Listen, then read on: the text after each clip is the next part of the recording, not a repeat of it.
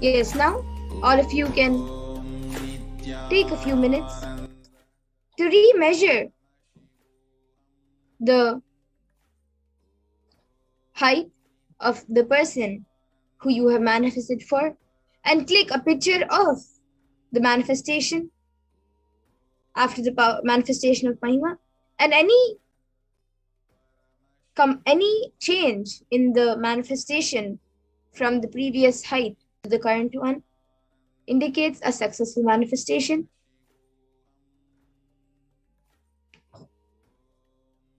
And all of you can take a few minutes now to post your experience, your power manifestation videos, pictures, and the amount of manifestation you have done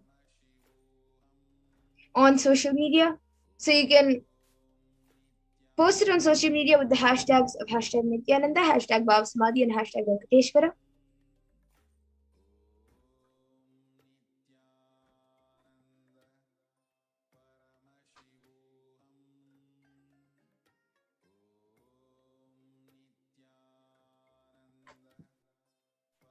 And now, with this, I thank all of you for joining us today for the Venkateshwara Bhava Samadhi Darshan and the power manifestation and for the entire program.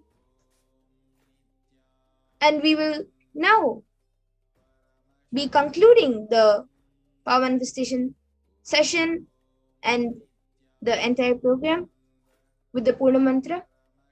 So all of you can join your hands in the Namaskara Mudra. Remember Swamiji in your third eye as we chant the Purna Mantra. Om Purnamada Purnamidam Purnat Purnamudachyate Purnasya Purnamadaya Purnameva Vashishyate. Om Shanti Shanti Shantihi Harihi Om Tat Sat. Sarvam Bhagavat Shri Nityananda Paramashiva Padukar Pranamastu. Om Nityanandam. Nityanandam, everyone, and once again, thank you for joining. And please stay tuned for the further sessions and for further programs. Thank you, Nityanandam.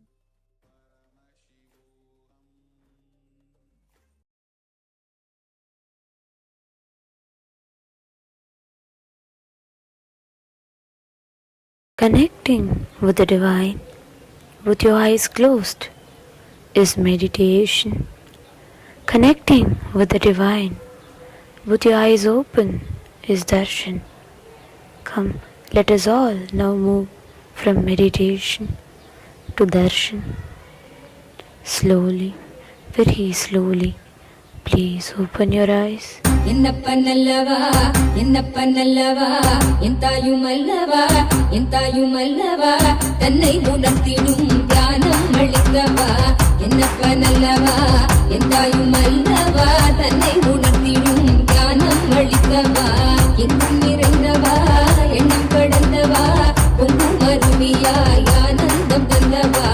எங்கும் நிறைந்தவா எண்ணம் கடந்தவா பொங்கும் அருவியாய் ஆனந்தம் தந்தவா. என்னப்ப நல்லவா எந்தாயும் அல்லவா தன்னை உணர்த்திடும் தியானம் அளித்தவா.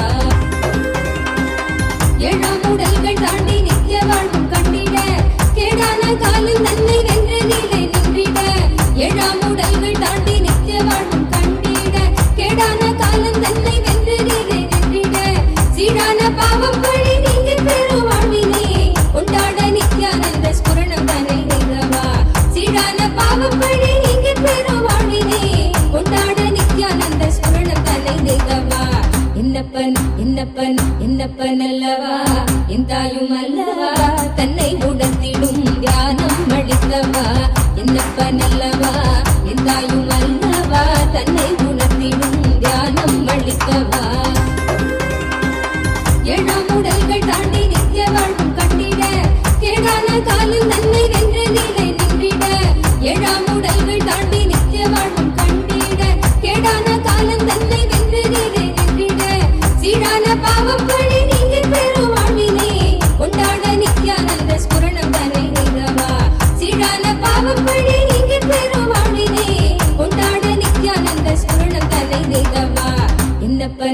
என்னப்பன் என்னப்பன் அல்லவா என் தாயும் அல்லவா தன்னை உணர்த்திடும் தியானம் அளிக்கவா என்னப்பன் அல்லவா என் தாயும் அல்லவா தன்னை உணர்த்திடும் தியானம் அளிக்கவா ஏழாம் உடல்கள் தாண்டி நித்திய வாழ்வும் கண்டிட கேடான காலம் தன்னை வென்ற நிலை நின்றிட ஏழாம் உடல்கள் தாண்டி நித்திய வாழ்வும் கண்டிட கேடான காலம் தன்னை வென்ற நிலை நின்றிட சீடான பாவம் பழி நீங்க பெரும் வாழ்வினை கொண்டாட நித்யானந்த ஸ்புரணம் தன்னை நிகவா சீடான பாவம் பழி நீங்க பெரும் வாழ்வினை கொண்டாட நித்யானந்த ஸ்புரணம் தன்னை நிகவா என்னப்பன் என்னப்பன் என்னப்பன் அல்லவா என் தாயும் அல்லவா தன்னை உணர்த்திடும் தியானம் அளிக்கவா என்னப்பன் அல்லவா என் தாயும் அல்லவா தன்னை உணர்த்திடும் தியானம் அளிக்கவா ஏழாம் உடல்கள் தாண்டி நித்திய வாழ்வும் கண்டிட கேடான காலம் தன்னை வென்ற நிலை நின்றிட ஏழாம் உடல்கள் தாண்டி நித்திய வாழ்வும் கண்டிட கேடான காலம் தன்னை வென்ற நிலை நின்றிட சீடான பாவம் பழி நீங்க பெரும் வாழ்வினை கொண்டாட நித்யானந்த ஸ்புரணம் தன்னை நிகவா சீடான பாவம் பழி நீங்க பெரும் வாழ்வினை கொண்டாட நித்யானந்த ஸ்புரணம் தன்னை நிகவா என்னப்பன் என்னப்பன் என்னப்பன் அல்லவா என் தாயும் அல்லவா தன்னை உணர்த்திடும் தியானம் அளிக்கவா என்னப்பன் அல்லவா என் தாயும் அல்லவா தன்னை உணர்த்திடும் தியானம் அளிக்கவா என்னப்பன் அல்லவா என் தாயும் அல்லவா தன்னை உணர்த்திடும் தியானம் அளிக்கவா என்னப்பன் அல்லவா என் தாயும் அல்லவா தன்னை உணர்த்திடும் தியானம் அளிக்கவா எங்கும் நிறைந்தவா எண்ணம் கடந்தவா பொங்கும் அருவியாய் ஆனந்தம் தந்தவா எங்கும் நிறைந்தவா எண்ணம் கடந்தவா பொங்கும் அருவியாய் ஆனந்தம் தந்தவா என்னப்பன் அல்லவா என் தாயும் அல்லவா தன்னை உணர்த்திடும் தியானம் அளிக்கவா என்னப்பன் அல்லவா என் தாயும் அல்லவா தன்னை உணர்த்திடும் தியானம் அளிக்கவா எங்கும் நிறைந்தவா எண்ணம் கடந்தவா பொங்கும் அருவியாய் ஆனந்தம் தந்தவா எங்கும் நிறைந்தவா எண்ணம் கடந்தவா பொங்கும் அருவியாய் ஆனந்தம் தந்தவா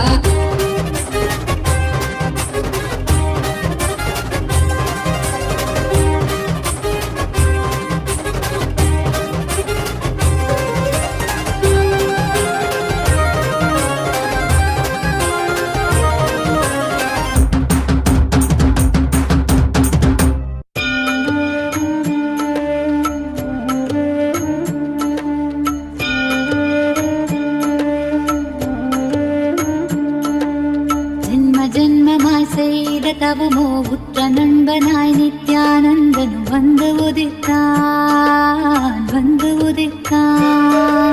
ஜென்ம ஜென்மமாய் செய்த தவமோ உற்ற நண்பனாய் நித்யானந்தனும் வந்து உதித்தான் காக்கும் இறையே நட்டின் உருவாய் வந்த களிப்பால் கட்டு கடந்தா மகிழ்வு கொண்டேன் மலை போல் வரும் துயர் யாவையும் நொடிப்போதினில் கொடியாக்கிட புயலாய் வருவான் துணையென வருவான் ஜென்ம ஜென்மமாய் செய்த தவமோ உற்ற நண்பனாய் நித்யானந்தனும் வந்து உதித்தான் ஓம் நித்யானந்தேஸ்வர Paramasiva சமாரம்பாம்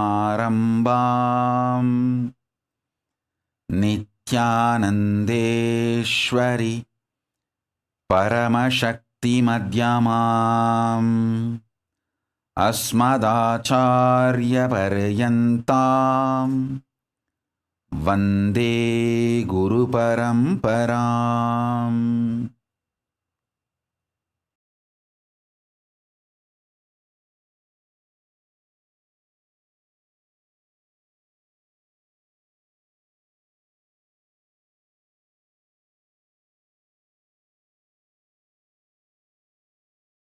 I welcome you all with my love and respect.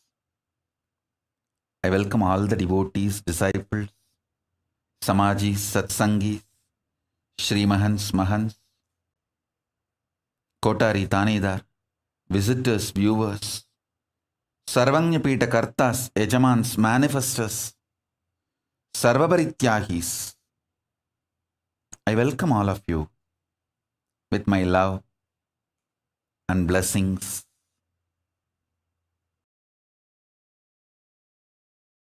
Execute cultural genocide against Hindus. And this is something that has been seen among many communities, many indigenous communities across the world, whether it's in Africa or in South America, or even within Asia itself, how the indigenous religions are presented as pagan religions, as barbaric, and the practices are considered uncivilized or hostile or barbaric, and they're projected as something very negative when the actual context is not understood. As it's called in study of human geography, ethnocentrism, where they actually try to justify their misunderstanding of the indigenous practices because they tried to set it in the context of their own religions and their own culture, which is why it leads to so much of vilification and negative imagery that has put on these indigenous practices because they are not set in the right context, which is the same thing that has happened with the Supreme Font of Hinduism and Kailasa, with the Hindu practices that are performed where something as sacred as worshiping the linga is considered phallic worship. And I'm sure you have also heard other examples of this where indigenous practices, which are misunderstood, are presented as something as barbaric or negative. Exactly, and we saw it also in Jewish, in the Jewish Holocaust with the propaganda that the Nazi forces and Nazi regiment had done against the Jewish population. How they literally vilified the Jewish heritage and the Jewish culture, and how they had associated it with the worst of the worst. And they were trying to say literally demonize and vilify the Jewish people. And just for the fact that they had a certain practice and they had a certain religion that they wanted to practice. In the same way, they are doing this against the Hindus. And we have seen this in so many media articles which came out in 2010. And how they were saying these exact words. They were saying, literally trying to say that this, in the monastery, the phallic worship is going on. That was one of the worst types of worst things that they could say against the Shaivite tradition and against the way that we are holding and each and every one of our sacred sentiments. And it's not simply in this case, but also years after, even in 2017, there was so much of hatred against the worship of the Shaivite tradition, basically, and worship of Paramashiva and Parashakti, and worship against the Shaivite tradition, making it completely vilified, and ultimately the people who practice it are dehumanized and criminalized eventually. And see how even in history, in the British, during the British invasion, we saw the criminalization of the Hindu rituals, as well as the Superstitious Act, where they had banned rituals that we were doing. Even today, if we see the amount of hatred and amount of misunderstanding, misrepresentation of Hindu rituals going on has even led to today so many Hindu rituals being vilified and even being banned in certain states. Yes, absolutely. It's actually many times traditional Hindu rituals are presented as black magic or some kind of negative connotation that it can bring some negative energy within your home or your space. And many times people have such a fear actually of these Hindu practices, and especially when they have not been exposed or brought up within the Hindu tradition, how they fear these practices and how they fear that the Hindu religion, that we might be performing some kind of black magic against them.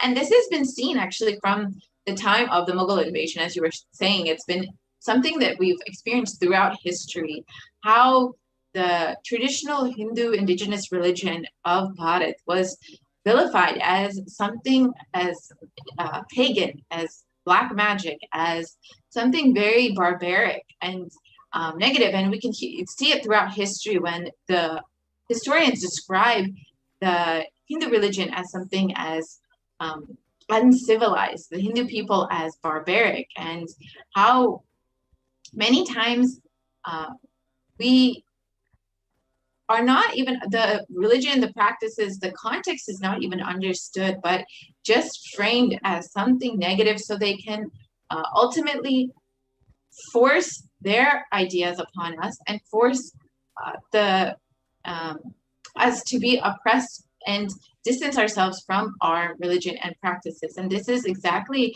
what has been executed on the Supreme Pontiff of Hinduism and Kailasa and the practices of Kailasa and the Hindu religion. Also that comes to mind is how Native Americans were called and referred to, even until recently, as savages, and how they were literally their name, everything was called as savages. And even in so many different, if we see the Mughal laws from I think 700 BC, and just 700 years ago, if we see some of the Mughal laws and we see even their documentation, their records of how they treated the Hindus, they were saying that Hindus are meant to be enslaved, and anyone who doesn't go through or is willing to convert to Islam should be killed in the cheapest of ways. Like literally, they would kill and then defile the body in such violent ways, especially the women. And in these ways, Hindus had to go to so many extents just to protect ourselves.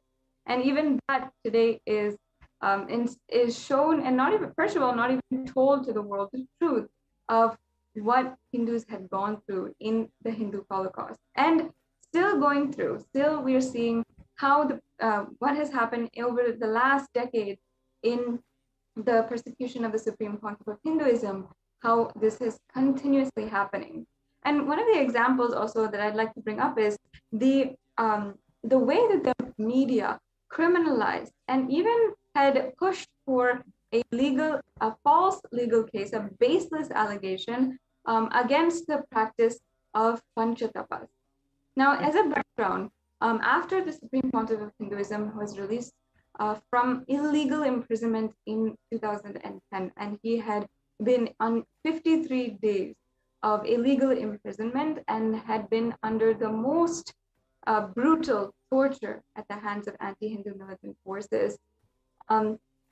The Supreme Pontiff of Hinduism had taken up an intense spiritual practice in order to heal the whole of humanity, as well as, and especially, each and every one of the victims who had been victimized, even sexually, and abused during the attacks and raids of the different adinams across, and different Kailasas across India, and even in the US. So during these raids, and over in the previous segments, we have seen the footage, we have seen how these raids had happened and what kind of brutal force with which the people had jumped over the gates, they had thrown, literally stoning the sannyasis, grabbing the women sannyasis, and assaulting them while it was while it was being broadcasted to national television. And we saw this footage, and we saw literally how so many women sannyasis were being victimized and assaulted in order to, and obviously, having seen even the Supreme Pontiff of Hinduism undergo so much, and then see that he was taking up this intense penance after 53 days of torture. For our viewers who don't actually know what Panchatapas is, can you explain exactly what the process and of Panchatapas is and what the context of the Panchatapas was? Yes, of course. Actually, so Panchatapas is a sacred Hindu ritual and a Hindu form of penance where in a circle of fire, or in a circle of fire, as well as even traditionally in many of the very authentic traditions, they even put a pot of fire on top of the head, and then they'll also stare directly at the sun. So with fire in all of the directions, you have to focus inward and experience oneness with all things in this like intense penance. So with this context and with this in this very intense penance, the Supreme Pontiff of Hinduism took up doing the Panchatapas, and Pancha in Hinduism means 5. So in all 5 directions, all around you as well as up and down and everywhere, we had the like different forms of heat literally like surrounding you. And in this practice, even the Supreme Pontiff of Hinduism says that he has been practicing it even as he was 17, 18, 19 years old, when he was in spiritual wandering, and before he had founded even the revival of Kailasa. And of course, the Supreme Pontiff of Hinduism is already centered on the Supreme Consciousness. That is the state that the avatar is already in, and is not performing this Panchatapas to experience that state, but rather to heal humanity of the crimes against the karma that they incurred against such a huge persecution against the Supreme Pontiff of Hinduism and Kailasa. So the tapas in this context was performed rather for the healing of humanity and the healing of many of the sannyasis and adinavasis who had to suffer through this horrible attack in 2010.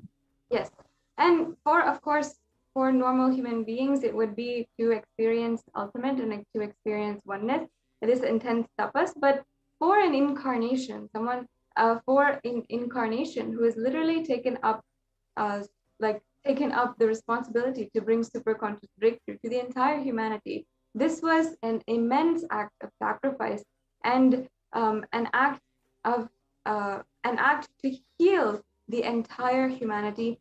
And especially even the Supreme Pontiff of Hinduism said that it was for even the victims to heal from the trauma of being victimized, being assaulted during so many of the attacks against the Adinams and against them.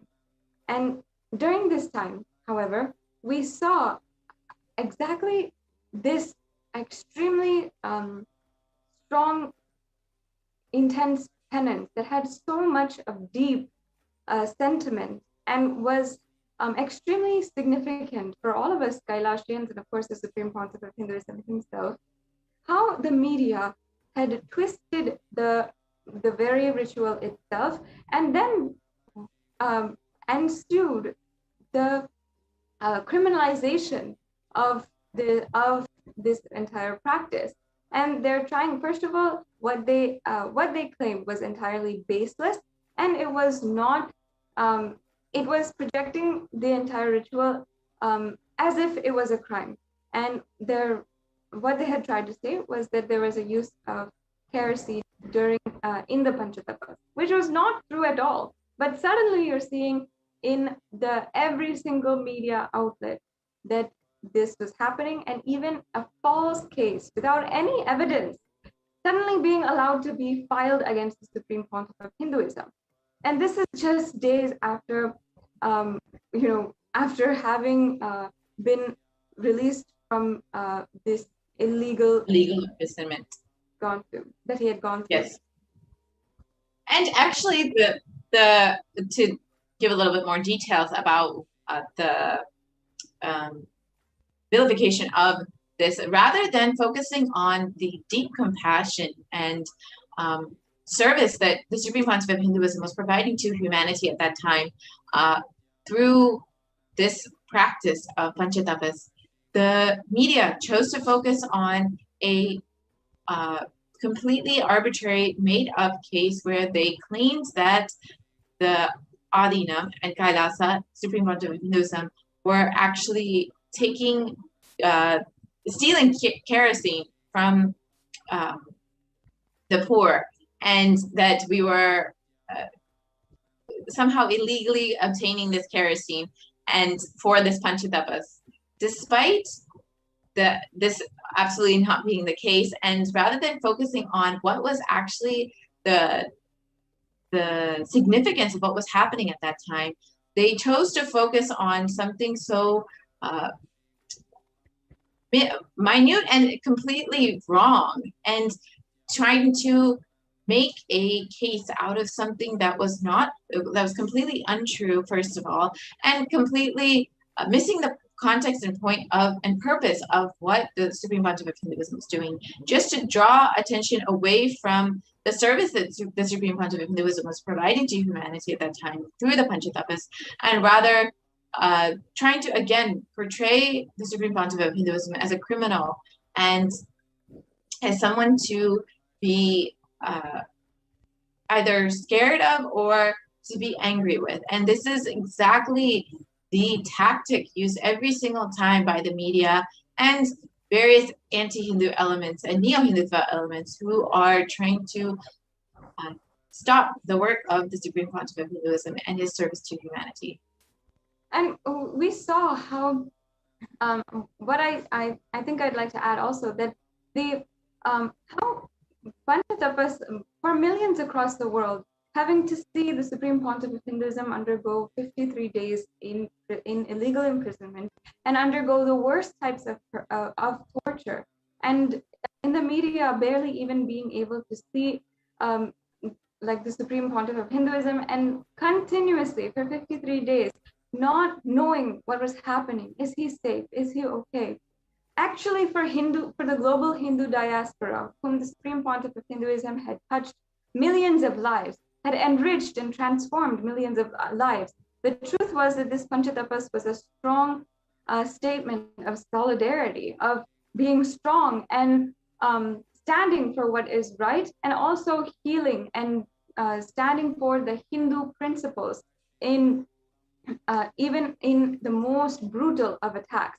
It was such a strength for all of us Kailasians. However, what the media did was to mock and ultimately use this again to strategize against the Supreme Pontiff of Hinduism.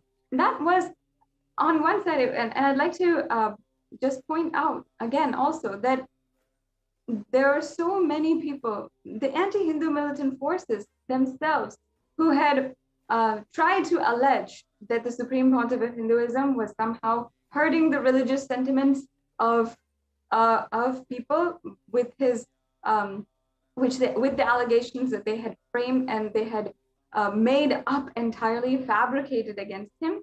And but on the other side, what they were doing was exactly that. They were the ones hurting our religious sentiments. They were the ones absolutely throwing our sentiments to the dogs and just not even giving 1 ounce of respect or human dignity to our religious sentiments. And they continue to do this again and again. And not only was it the media, but also so many different anti-Hindu elements who had worked to even stop the Supreme Pontiff of Hinduism, and all of us from stopping our from stopping doing the Hindu rituals and doing our personal practice. For example, in 2010, the Supreme Pontiff of Hinduism had to be confiscated his own japamala. And japamala is just a sacred mala or a sacred rosary bead, we can say, in Sanatana Hindu Dharma. And it is made of Rudraksha, which is a sacred bead from Hinduism, and which is well honored and respected in the Shaivite tradition. And this Japamala, they took it away, and they had decided that they would not return it back, even after having requested it. And of course, this is the worst kind of crime done against the Supreme Pontiff of Hinduism. And what religious leader would need to go through this at the hands of terrorist forces? Have we ever heard of any kind of religious leader being denied of their fundamental rights? And when the Rudrakshamala of the Supreme Pontiff of Hinduism himself is confiscated, and then literally on the media, how they had tried to say, oh, the Supreme Pontiff of Hinduism is trying to ask for his japamala, and all these kinds of statements they were making in the media, trying to make fun and mock the Supreme Pontiff of Hinduism, again, for wanting to practice the Hindu rituals and the Hindu traditions as well. In this case, this is one of the worst crimes done, not just against one being, but against Hinduism entirely. We wouldn't see this against any other religious leader. We wouldn't see this against any other religion itself. When we do crimes to take away the religious and stop the religious rights of the Supreme Pontiff of Hinduism himself, this is an outright blatant statement they're making against Hindus and the global Hindu diaspora and Hinduism in all of its history as well. And that is the worst crime that it has not even come out yet, has not even been told to the world. And not only that, I wanted to also share that even when the mala, the Rudraksha mala, was taken away, was confiscated from the Supreme Pontiff of Hinduism, that did not stop him from literally continuing to do his own personal practice. Even we heard after many years, actually, one of the sannyasis who would go to the prison where the Supreme Pontiff of Hinduism was held was to offer food and to offer the basics, which they were not providing. We heard how the Supreme Pontiff of Hinduism had actually torn off a strip of his kavi cloth, of his own kavi cloth, and had tied beads in that cloth and tied the knots in that cloth. And he started to do japa with just that. And this is one of the most touching, most real, I can say,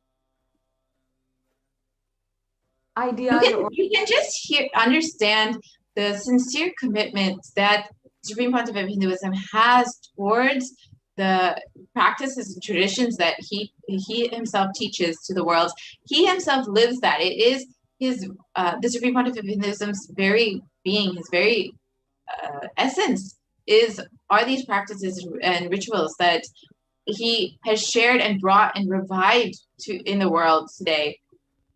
It's his very being. That's why even when he was forced to they forced him to take away the mala and his japa mala and forced him to stop doing puja, that did not stop him from performing the rituals that he was so dedicated to, is so dedicated to. He actually tore off his own cloth, which was and made knots in it to be able to perform his rituals and continue the practices that he has been committed to from his very birth itself. And I can say a strong statement to all of us Kailasians on the power of the Hindu principles, because how the Supreme Pontiff of Hinduism literally stood on behalf and for all of us to and stood as an example foremost, and stood also to ensure that the revival of Kailasa does happen, I can say is the most inspiring, and there's no words to describe it really, how in the face of the anti-Hindu militant forces directly, who are literally torturing and literally who had the intention entirely to eliminate him and to kill him, he stood strongly with the principles of non-violence and the principles of the Hindu practices and traditions. And even in 2012, we saw also further how how even state-sponsored elements had tried to bar even us Adinavasis from conducting puja and from congregating and doing our religious practices in our congregations. And what we are doing is not any criminal activity there. We're just doing puja together. It is routine, and it is a spiritual practice for all of us in the temple ecosystem to come together and offer our deepest love and gratitude through the form of puja to the deities and our guru. However, in 2012, when the CM of Karnataka had ordered the seize of the Adi Kailasha Sarvanapeetham, and the Adinam was subsequently sealed entirely, the state-sponsored elements were continuously on guard, and in the Adinam, police were scouting the entire Adinam at all times. They were in different places and ensuring that we were not even doing puja. And even we have heard the stories and the recollections of so many Gurukul children, as well as the Adinavasis during that time, who would say we would do the puja in secret. And because obviously we would not stop doing the puja, and we would not stop doing these great our basic rites as Hindus, and what we took up as our lifestyle. But they had to do it entirely in secret. They had to make sure that nobody was away. They had to make sure nobody was watching, and they had to do it entirely secretly. The Hindu ritual, the sacred acts of puja, are not a crime, but they were just making it as if it was a criminal activity that we're doing, as if we're going off and doing drugs or something like that. It was just a blatant criminalization of our puja practice and the Hindu rituals and practices. Yes, Ma. And even in 2012, in Madurai, when the Supreme Pontiff of Hinduism was coronated as the Guru Mahasannidhanam of Madurai Adinam, the media portrayed that the tirtha that was offered, the sacred water that was offered within the Adinam, was filled with drugs, and that we were actually attempting to drug our devotees and disciples who were there for the celebration. And many other practices like this that were presented as something completely misportrayed and presented as something completely illegal and immoral, such as the tirtha having drugs, whereas many times, and many of they portrayed that the women in the Adinam were walking around were walking around topless, and many other misportrayals and complete lies, blatant lies actually, that just to portray a negative image and character assassinate the Supreme Pontiff of Hinduism, vilified the sacred practices that the Supreme Pontiff of Hinduism has been promoting and reviving for the past 26 years. And these are just some of the tactics used by the media and other anti-Hindu elements to vilify the Supreme Pontiff of Hinduism and Kailasa, to portray negatively and affect the public image of the community, the Hindu community that the Supreme Pontiff of Hinduism has been building for the past almost nearly 3 decades. Right, and I'd also like to bring up the example of, and even in right now, what is happening against Hindus. I think in 2014 or 2016, we had the Hindu PETA, which is a very large organization for the protection of animals, but in many places around the world. However, in India, there are several of the acts that they had pursued and even gotten government sanction against for banning these acts or for banning certain rituals of Sanatana Hindu Dharma without any base of how these rituals are actually performed, and by essentially vilifying these rituals. So, for example, the primary example I have is the Jallikattu ritual, which is a Hindu ritual which is entirely vilified by anti-Hindu narratives, and they in the media as well as in popular culture in different ways. For those of the viewers who may not know what Jallikattu is, can you explain a little bit and elaborate what exactly this ritual is and where it's performed usually? Yes, so Jallikattu is a ritual which is performed often around Pongal time in South India, in Tamil Nadu, and it is a ritual that is done in the temple premises in the Hindu temples, as well as in the local temples as well. And in this, there is the there is the involvement of the sacred, one of the sacred bulls, which is actually worship. And in this, first of all, I should say it is not any kind of bullfighting or animal abuse. In this, the bull is actually worshipped and never do in the ritualistic practice or the bulls or any of the animals ever drugged or used or having any kind of I can say steroids or any kind of medicinal or unnatural supplements put on them. So in this practice, which is a very traditional kind of role which happens, or one of the people is basically trying to touch the I can say the back of the bull, and it is so in this practice, what the anti-Hindu forces were trying to put as the narrative were that this was an abuse against the bulls, and this was, and oftentimes the bulls were treated violently and were treated or were given drugs, and all these kinds of allegations were made.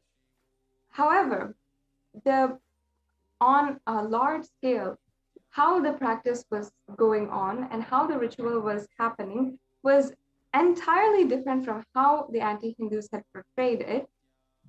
And unfortunately, what happened is that what happened in some of the abusive or some of the some of the trials of Jallikattu, which was not actually the authentic ritual. So there are some people who were trying to do something somewhere else unassociated with Hinduism that got projected as the entire Hindu ritual itself. And unfortunately, what we saw then is the entire banning of this ritual happening in all Hindu temples and in the state of Tamil Nadu. So in this way, and actually, one moment, I just want to clarify, there is actually a strong significance, both culturally and spiritually, of doing this ritual, where the ritual is actually performed for one, to identify actually the strongest bull, the most viable bull, to continue the lineage of the rest of the bulls, to make sure that the next the offspring of the bulls are getting the best DNA. Basically, the whole practice is to select out the best DNA of all the bulls. And so this is actually very significant for many communities, to make sure that the animal that they choose is the strongest and most viable for their livelihood, and whatever practices that they use the bull for, the animal for. And also, it's a sacred ritual where we actually it's a ritual offered in many temples, like VENKATESHWARA temples and Devi temples, and at no point is the bull intentionally harmed in any way, nor is, if the bull does end up getting harmed or naturally passing in this process, the bull is offered a very sacred burial and not at all consumed in any way.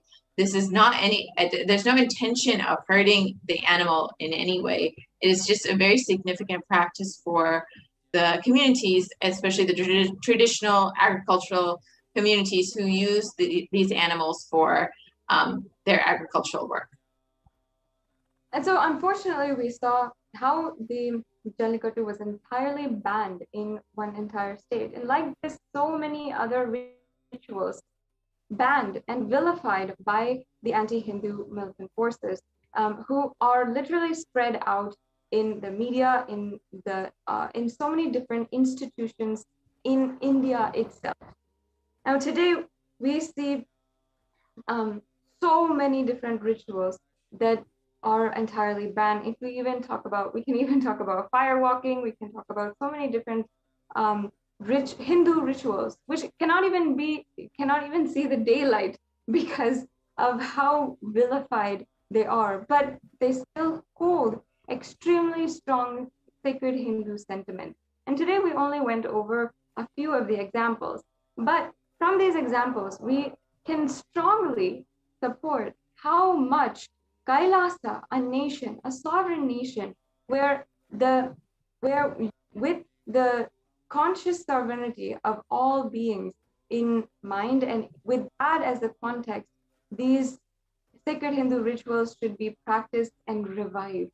And that ultimately is what the Supreme Pontiff of Hinduism is doing through Kailasa, and is the last hope for Hinduism. So that brings us to a conclusion of this segment of the persecution against the Supreme Pontiff of Hinduism, and the series that is ongoing during the Hindu Persecution Awareness Month. So I request all the viewers who are watching right now, you can take a few minutes to go to the link below and explore the UN report, or the report where the UN has recognized the persecution against the Supreme Pontiff of Hinduism. And please share that with all of your friends, your family, everyone whom you think needs to know.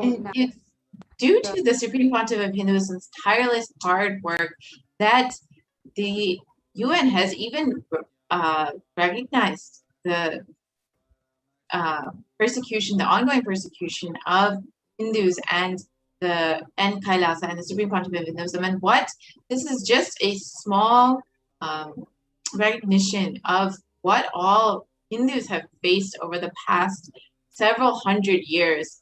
And due to the Supreme Pontiff of Hinduism's hard work and intense sincerity for reviving Hinduism, this is now coming to light in the public eye. So because of the Supreme Pontiff of Hinduism's hard work, now we are able to at least speak about this persecution, this ongoing persecution against Hindus and Kailasa. So please do take a moment to read about the ongoing persecution and share it with all of your family and friends. And of course, let us take the responsibility now to ensure that this is shared and the untold story of the Hindu Holocaust and the persecution against the Supreme Pontiff of Hinduism is known to the world. Ultimately, the need for Kailasa, the Hindu civilizational nation, is understood and recognized in the world. With this, we will now be concluding this segment and we'll end with the Purna Mantra. Thank you so much for joining us. Nityanandam. Om Purnamada Purnamidam Purnat Purnamudachyate Purnasya Purnamadaya Purnameva Vashishyate.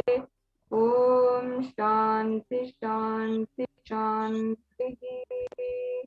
Harihi Om Tat Tat.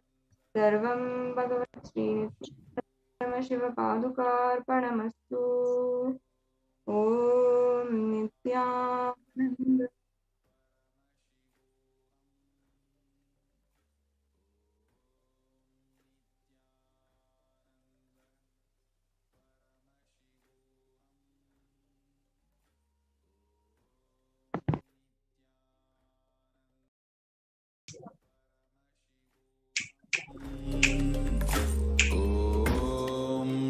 Nityananda Paramashivoham.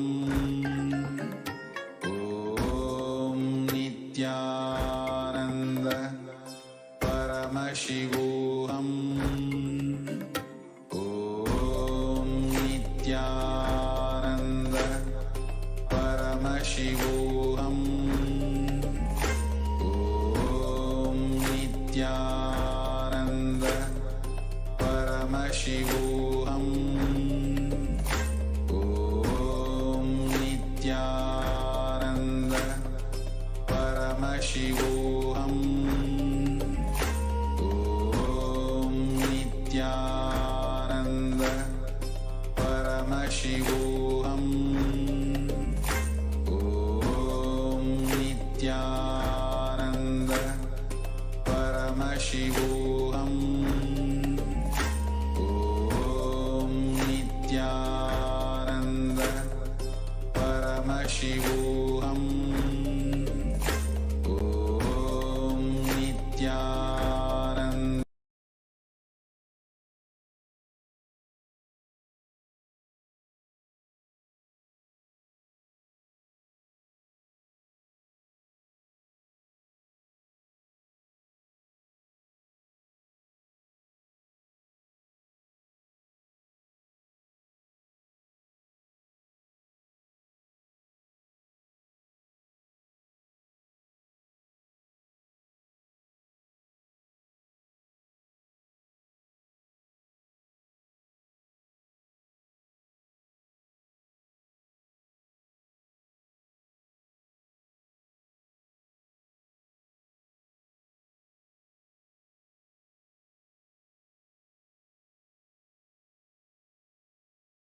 Establisher of 1,000 plus Kailasa enlightenment ecosystems and the founder and reviver of over 100 Sarvagnapitas. The Supreme Pontiff of Hinduism is a collector of the largest Hindu library with over 1 million books, 1 million Pali scriptures, and over 20 million digital books. This brings us to a conclusion of the introduction to the Supreme Pontiff of Hinduism and today's program. For each and every one of you who is joining us for the first time, welcome to this very special, unique spiritual feast where you will be able to interact personally, close to close with the avatar, with the divine. In the next segment, we will be entering into the power demonstration, one of the most unique segments in today's program, led by Manitya Madhurananda and Nityananda Gurukul Balasan. And we will be right back with you after a very short break for this segment.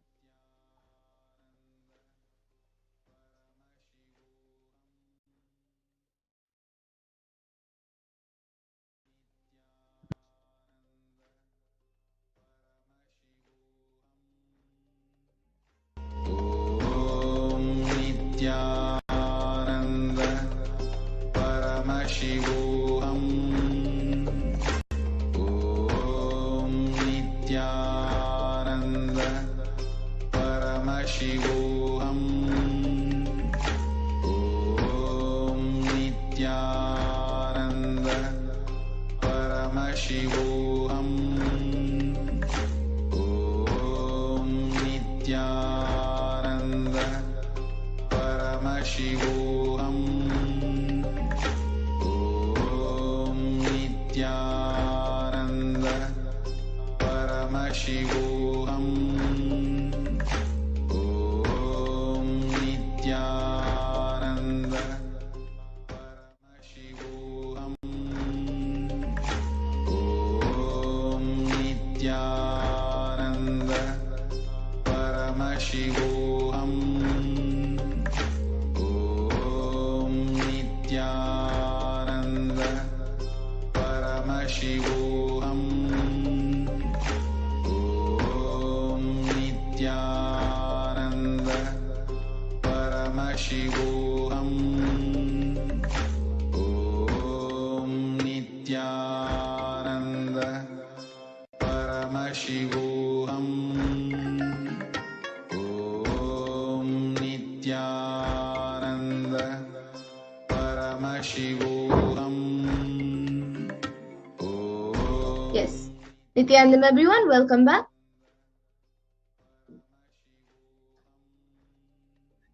And now we will be moving on to the next segment, where we will be seeing the live demonstration of the extraordinary powers of Paramashiva.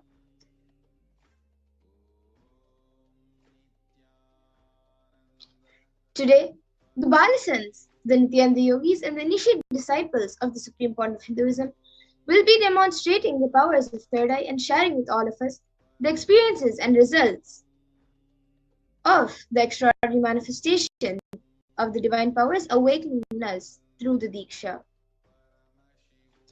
In today's Bhava Samadhi Darshan, all of us will be receiving the initiation into the third eye awakening and various other powers with the blessings and grace of the Supreme Point of Hinduism.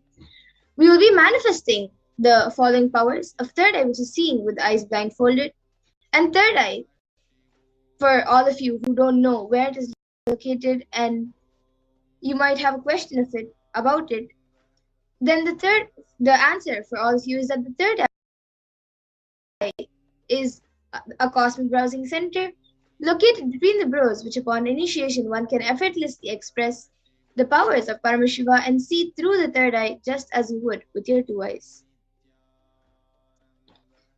Now we will see what are Shaktis.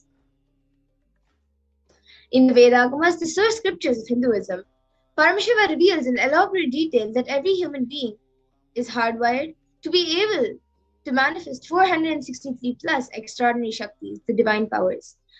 Manifesting powers are described as a science, method, and system for human beings to explore the various possibilities and powers and have access to various states of consciousness.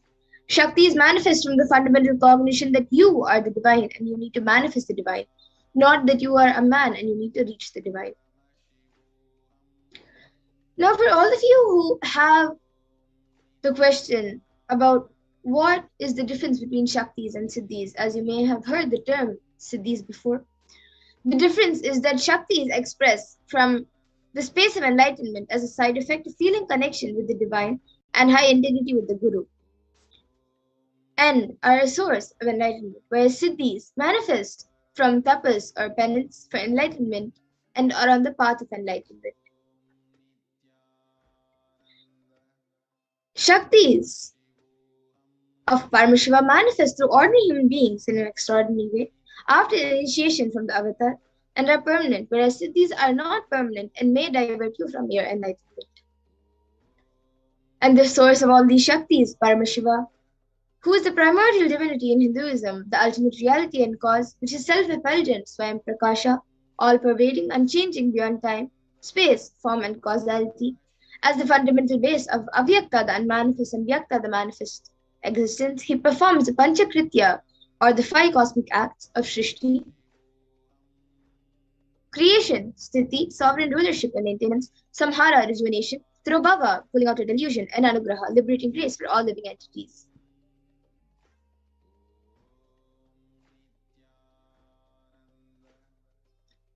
And now the avatar of Paramashiva, the supreme point of Hinduism, Jagat Guru Mahasannidhanam, His Divine Holiness, Bhagavan Nityananda Paramashivam, as the 1008th living incarnation and representative of Paramashiva, and the reviver of Kailasa, the ancient Hindu, enlightened Hindu civilizational nation, and the great cosmic borderless Hindu nation. Ever since the beginning of the civilization in Sanatana Hindu Dharma has been a cradle of enlightened beings and highly advanced sciences. It was where the science of enlightenment and power manifestation were lived and taught as a lifestyle. For the first time in the modern day, the supreme point of Hinduism is reviving these sciences and transmitting it to the world at a record-breaking pace, which has not been accomplished before by anyone. And the next is the Guru Parampara, where all of this knowledge and the science of manifesting these Shaktis are passed down from one generation to the next generation through the initiation, the Diksha. The supreme point of Hinduism, being recognized as an incarnation at a very young age, was trained and taught these sciences to revive the initiations and knowledge repositories for billions to manifest the science of power manifestation from the disciplines of Vedanta, Tantra, Sri Vidya, Yoga and Yogic powers, Mantra Shastra, Siddha Vidya, science of Aushadha, Advaita and Bhakti Yoga, Paramashiva Vijnana and Paramashiva Vijnana.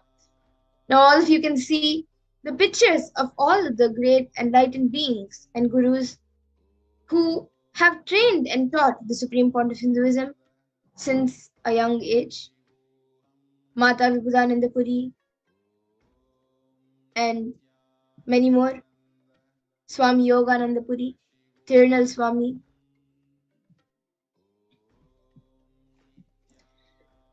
And now for everyone who might have the question about how we can awaken these Shaktis in us.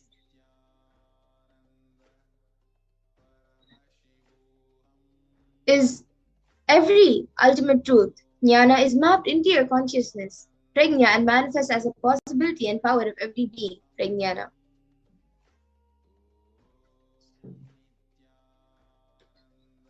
The science of power manifestation is authenticated through four aspects of evidences or pramanas. The first is the Shastra Pramana, which is the eternal, unchangeable truth revealed in the source scriptures.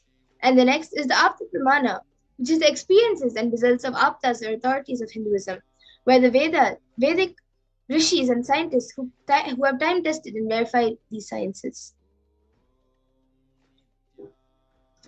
And the next is the Atma Pramana, or an account from the supreme point of Hinduism, this millennium's avatar's personal experience on power manifestation, and the Pratyaksha Pramana, or empirical evidence from observation and scientific experimentation. The Vedas are the ultimate superior authority for Hindus and are pure science where the ultimate truths are explained. Agamas are also the scriptures where the applied technology and applied science is expanded. And the Vedas and Agamas, which are a living applied science, are given the status of Shruti as they are directly revealed by Paramashiva and they are the ultimate, eternal, unchangeable truths. And a reference cited from these Shastras or source scriptures is called the Shastra Pramana. And now, let us get ready to witness a very unique, very exciting live demonstration of the power manifestation. We will be first getting into the power of third eye. The Shastra Pramana for the power of third eye is from the Vijnana Bhairava Tantra. Kapalantar manonyasya tishtan milita lochanaha kramena manasodadyat lakshaye lakshyamuttamam. The translation for this verse is, by fixing the mind on the inner space within the crown center and sitting stably without any movement, having the eyes closed in succession, by the stability of the mind in inner space through the power of the third eye, one directly sees the ultimate goal Lakshyam by having the vision beyond the sight that reveals a new objective place, attaining the space of oneness with the source Paramashiva.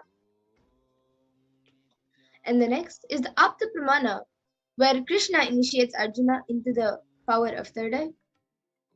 Natumam shakyase drashto manenaiva svachakshisha divyam dadami te chakshuhu pashyam me yogamaishwaram. Bhagavan Krishna says to Arjuna, but you cannot see my cosmic form with these physical eyes of yours. Therefore I grant you divine third eye vision. Behold my cosmic opulence. In the Hindu Purana Bhagavad Gita, Bhagavan Krishna initiates Arjuna into the power of third eye to behold Krishna's Vishwarupa Darshan, the vision of his cosmic form. In the 11th chapter of Bhagavad Gita, which contains the description of Bhagavan Krishna's cosmic form, is completely narrated and described by Arjuna as he sees Bhagavan Krishna through his third eye. The next is the Atma Pramana. In Swamiji's own words, the experience is that I was able to see everything around me, above me, the whole 360 degree, 10 directions, below me, everything. I realized not only I was able to see, I was able to feel, experience all of that as me. The next is the Pratyaksha Pramana, where using a PET, a positron emission tomography, the brain waves of the Supreme Point of Hinduism himself was measured, and it was measured that when doing daily activities, there was high activity measured in the brain where the third eye is located, and when in deep samadhi state, only the third eye region is active and almost 90% of the rest of the brain is at peace. Now, we will be entering into the live demonstration, the Sakshi Pramana of the power manifestation. We will be back in just a few minutes. Please stay tuned for experiencing and witnessing the live demonstration of the power manifestation.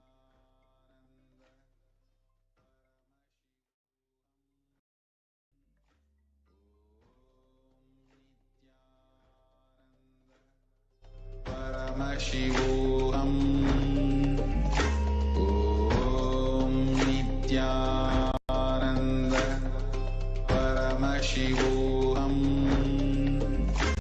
Om Nityananda Paramashivoham Om Nityananda Paramashivoham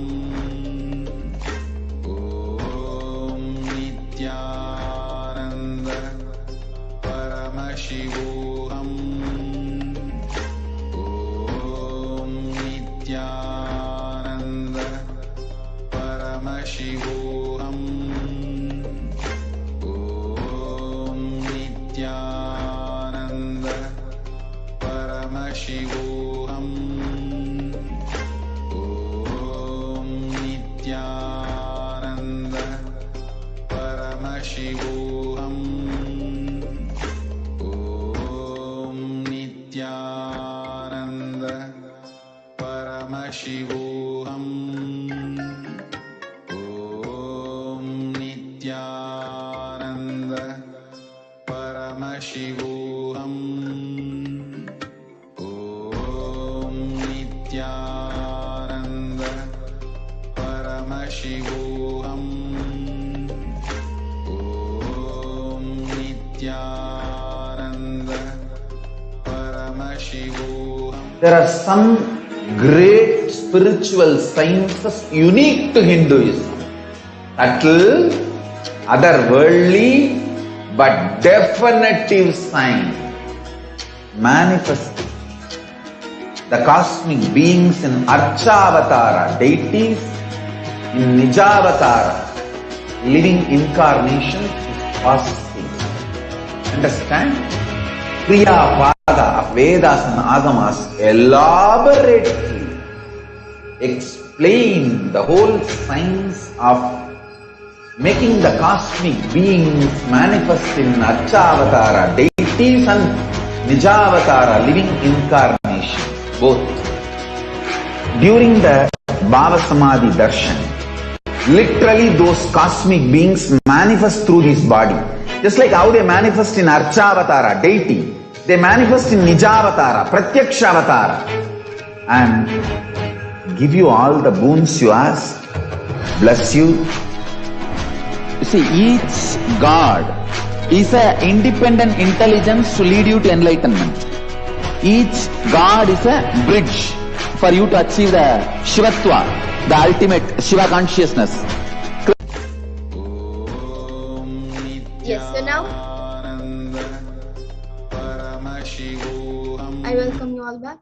And we will be getting into the live demonstration of the power of third eye.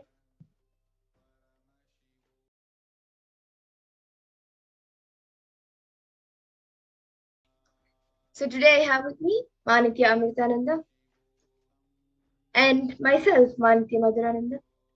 And today, for the power of third eye, I will be using this eye band.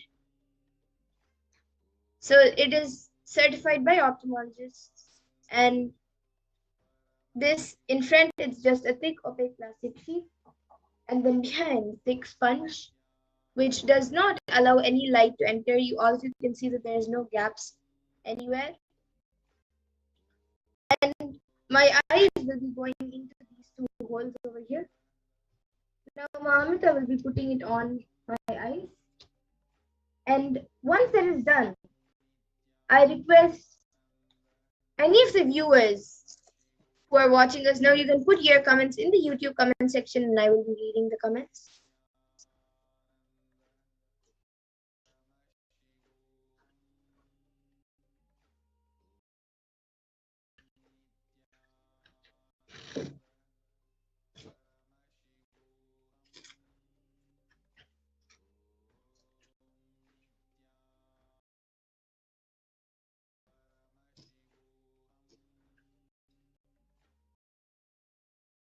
You can move it a little to the left. Yes. Okay, so now I have the eye band put on me. I will be turning to my right, my left, up and down. So as you can see that there is no gaps anywhere around my eyes in a way that I can see with my physical eyes. Now Amrita will be projecting the YouTube comments in front of me.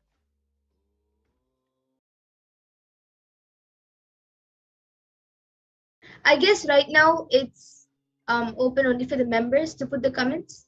So I request any of the members, the YouTube members, you can put your comments in the YouTube comment section and I will be reading it. You can put anything which you would like me to read.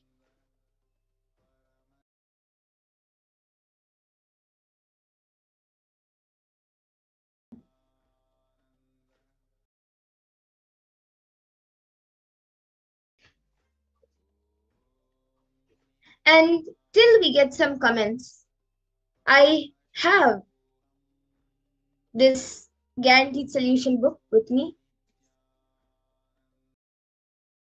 And with this book, I will be reading any random page from this book.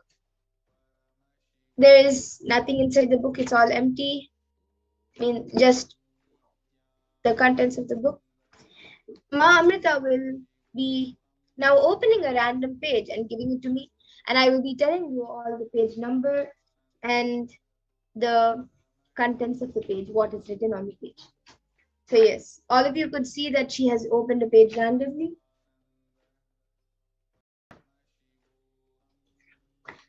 Now I will be reading the left side of the page, the left page.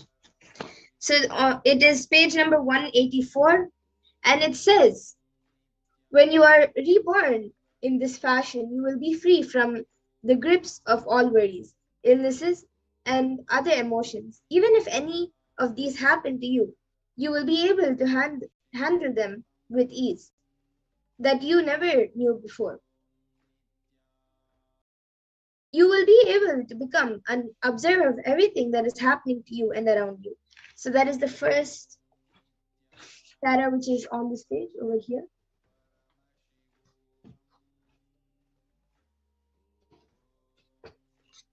I hope all of you can see.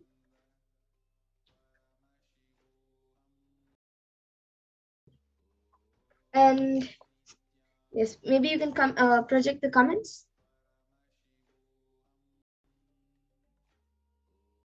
Okay, looks like we still are waiting for some more comments. In that time, I will be reading another page. So Mamita, you can open a random page.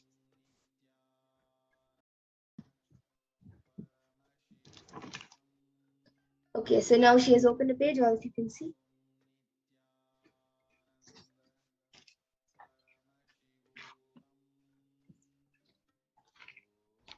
Yes, so this is page number 519 on this side. And there's a story on the page, so I'll just be reading a story. There's one paragraph and then a story. I'll be reading the story. So it says, a small story. One man was on a cross country rail. He spent all his time in the observation car watching the passing scenery outside. An elderly lady was seated next to him, and he told her that the best part of the journey was the breathtaking scenery outside. The lady shook her head, sat for a while looking out of the window, and left. A little later, the lady came back, sat for a short while looking out of the window, and then got up and went. After some time, she came again, and this time she sat behind him. After a few minutes went by, she tapped him on the back and asked, "Excuse me, but do you see something that I don't?" And then it says laughter with an exclamation mark in brackets. So if you can see the story here.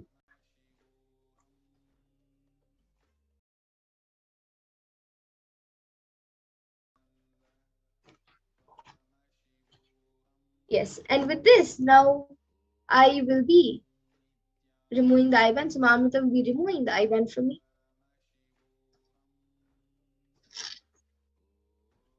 All of you can see that the entire time I did not touch the IBAN, as to make it more foolproof, the yogi or the Balasan manifesting power does not touch the IBAN.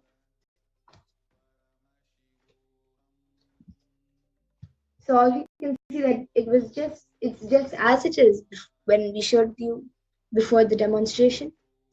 And now with this, we will be moving on to the next power of body scanning. We will be back in just a few minutes.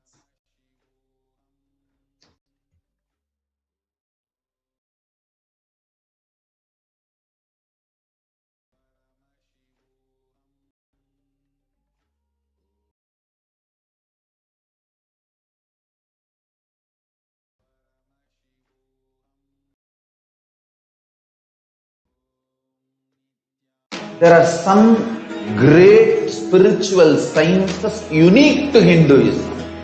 Subtle, otherworldly, but definitive sign. Manifesting the cosmic beings in Archavatara, deities, in Nijavatara, living incarnations is fasting. Understand? Kriya Pada of Vedas and Agamas elaborately explain the whole science of making the cosmic beings manifest in Archavatara, deities, and Nijavatara, living incarnations, both. During the Bhava Samadhi Darshan, literally those cosmic beings manifest through his body. Just like how they manifest in Archavatara, deity, they manifest in Nijavatara, Pratyakshavatara, and give you all the boons you ask, bless you. You see, each God is an independent intelligence to lead you to enlightenment. Each God is a bridge for you to achieve the Shivatva, the ultimate Shiva consciousness. Krishna is the bridge for you to achieve the Krishna consciousness. But the Shiva consciousness, Krishna consciousness, all consciousness is one and the same. Ultimate consciousness only.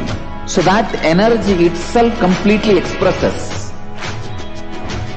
Just like Radhika, when I see my own sweetness in the mirror, I become eager to taste it. I find that the only way to relish the sweetness is through the constitution of Sri Radhika. Bhava Samadhi Darshan is a window to the infinite expanse of consciousness, allowing us to glimpse the formless in a way that we can understand. It cleanses the karmas of lifetimes. It awakens our biomemory to the space of Paramashiva, the ultimate consciousness, and creates a deep and lasting transformation in us.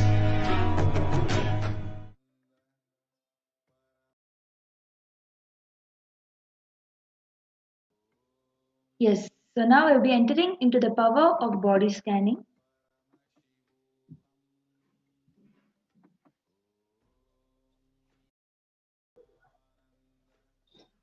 And in this power of body scanning, it awakens the ability to scan any illnesses, diseases, medically diagnosed issues, and provide solutions through the third eye.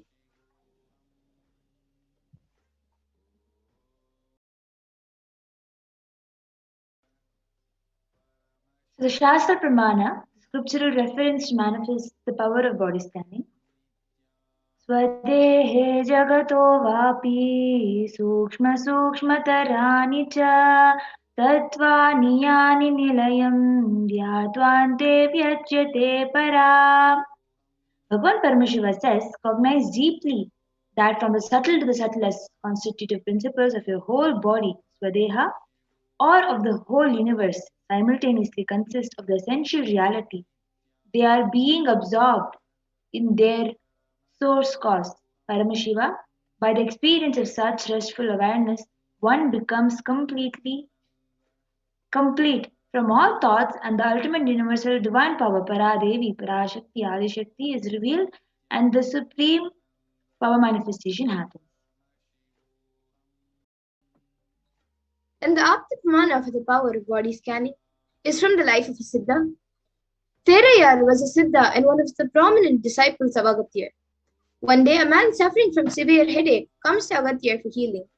Agatyar uses the power of body scanning and identifies the root cause of the headache.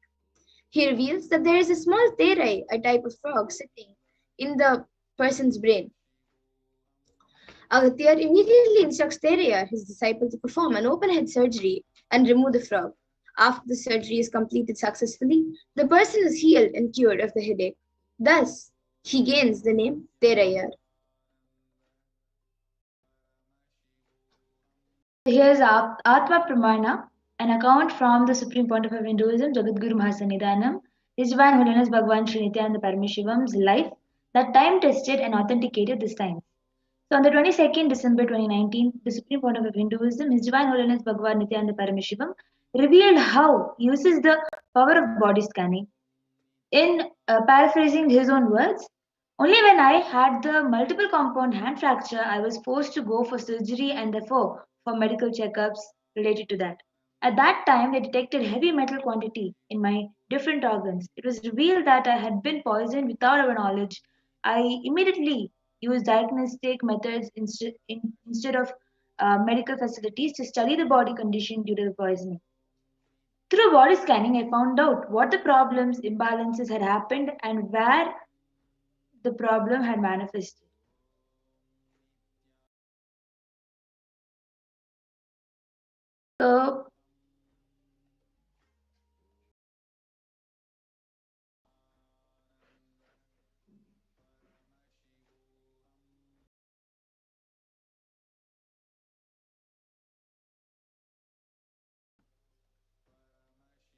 So now we will be witnessing the Sakshi Pramana, where we will be demonstrating the power of body scanning after a small break.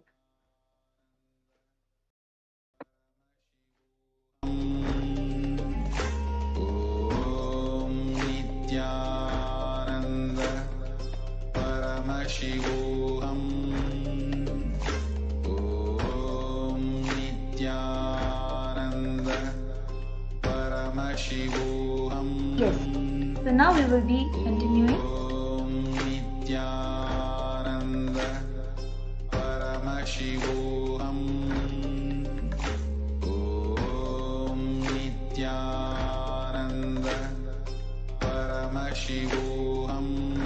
Also sorry for the technical glitch. Now we will be continuing. Swamiji is also saying, I use allopathy as a second opinion to verify my findings.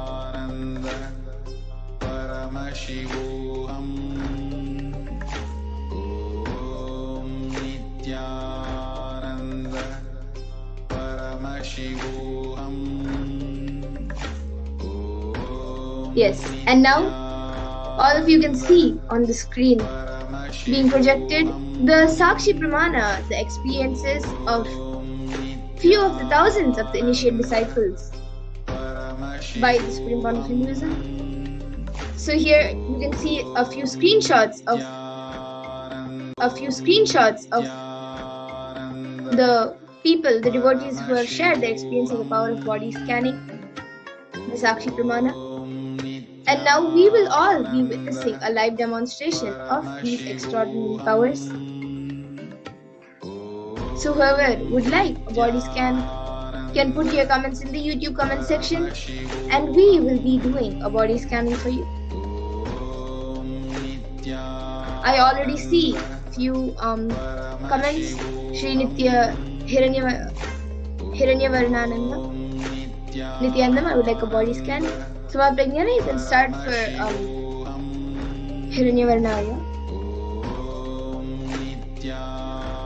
And I see Ma Dolly Reddy, who has asked a body scanning for Kiyashini, pain in the liver and stress. She has permission. Okay. And also for Shanbhagavalli, pain in the joints. Okay, Ma. First, I will be doing it for a body scanning for Ma Kiyashini, and then we will go to Ma Shanbhagavalli.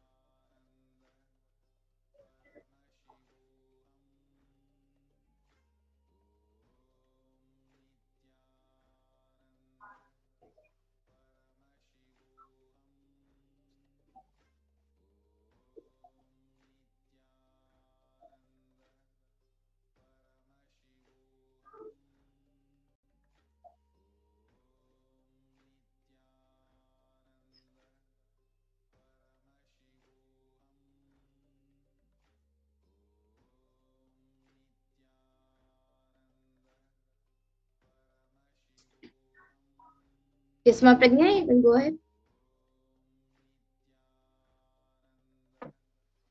Yes. So I was able to see that you're facing frequent throat pain and cold. So I was able to see that it is because of your own doubt on your body. It is not having anything to do with your body's health, or it is not anything to do with your body's problem, but your cognition problem, which is causing it in a physical way. So I was able to see that you should go and do the Nitya Kriya. The Kriyas that Swamiji has posted, it is available in the websites. So you will be able to go and find it there. So you should do the Kriya and help your body to align back in a physical manner and in a cognition level. Yes. So Srinti Hiranyavarnananda, you can get back in the comment section if you are able to relate to what Ma Pragnana revealed. And Ma Dolly Reddy, I was able to see that for Kiyashini, I was able to see that the pain, as you have asked for something specific, I was able to see that the pain in the liver is caused because of there's lots of acidity kind of thing, like in the food which he's eating is not a balanced diet, and that is also causing acidity in the stomach and liver and everywhere around the body. And it's because of that there are lots of imbalances in the body, and that is causing the pain in the liver. And I was able to see for the stress, it is actually unnecessary stress for whatever problems and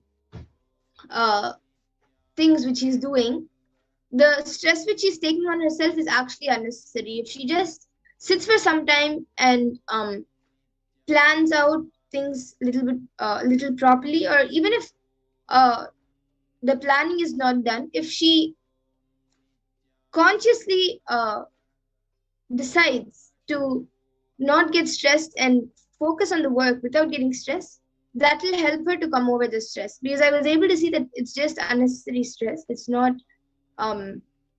actually putting any, like, the stress is not putting any negative impact on the body. But of course she should come out of the stress, and actually it is unnecessary. And I was also able to see that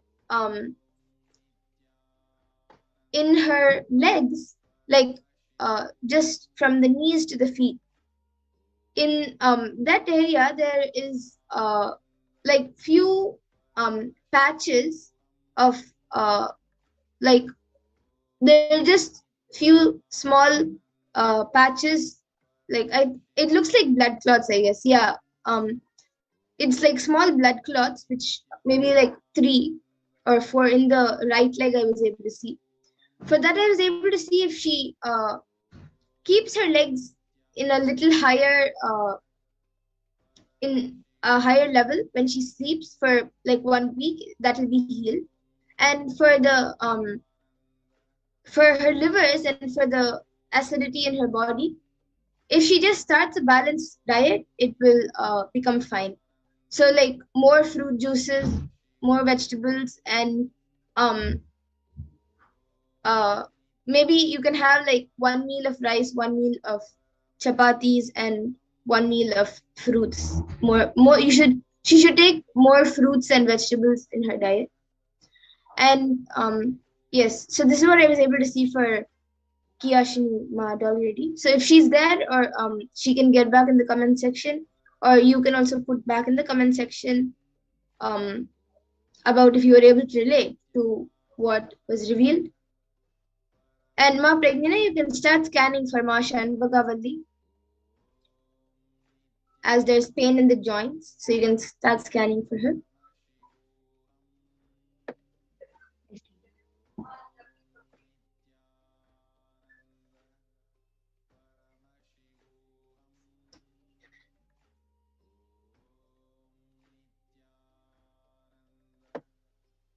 I was able to see that the cause for the joint pain, especially the knee and the ankle pain, I am able to see that it is an issue with your digestive system.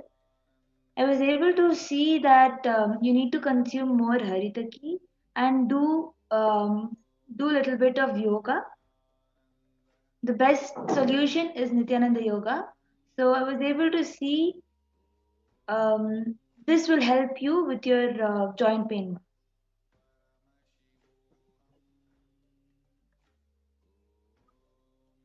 So Ma already, you can get back in the comment section if you were able to relate what Ma Pragnana revealed for Ma Shanbhagavali and what I revealed for Ma Kiyashini.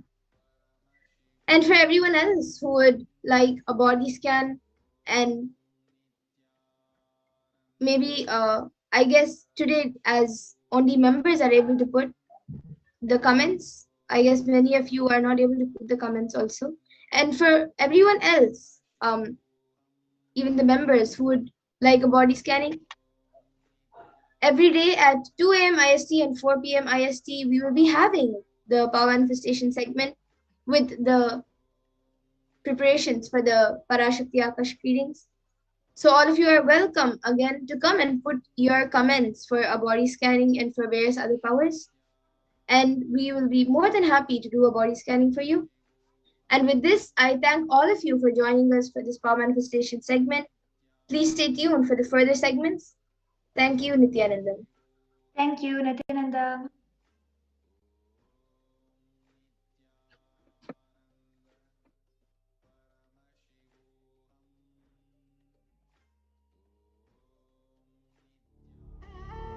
What I mean by the word Kailasa, listen intensely. Enlightenment ecosystem, literally enlightenment itself, in your own home, wherever you are. If you cannot come to Kailasa, it's okay. Kailasa can come to you. Kailasa coming to you is Kailasa.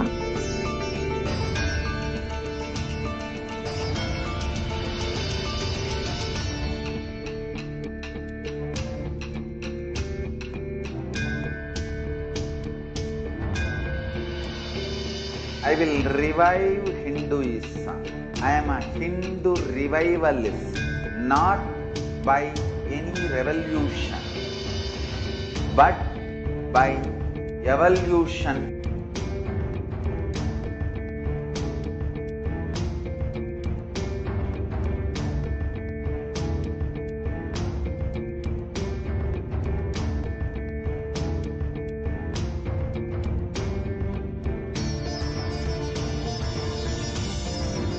And setting model community.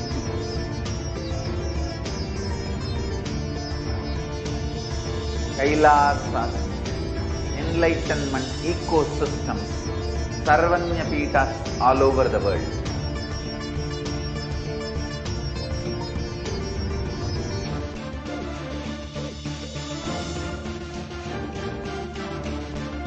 All powerful cognition, knowledge, only when you live, power manifestation and possibilities manifestation happen. It's a fundamental truth.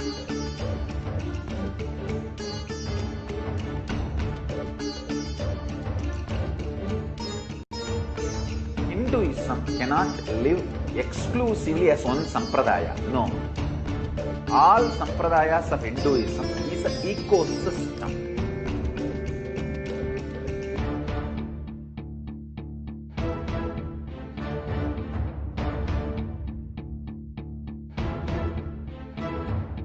So don't keep quiet thinking that if one sampradaya is attacked, only that sampradaya is going to be affected.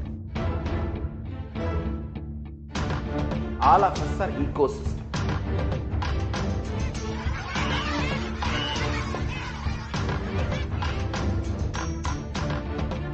I invite all of you to get involved and enjoy Hinduism by the principle of Dharmo Rakshati Rakshitaha. When you protect Dharma, Dharma protects you. We will make the whole planet flourish spiritually. The spiritual prosperity will happen to the whole planet. We all have to coexist together.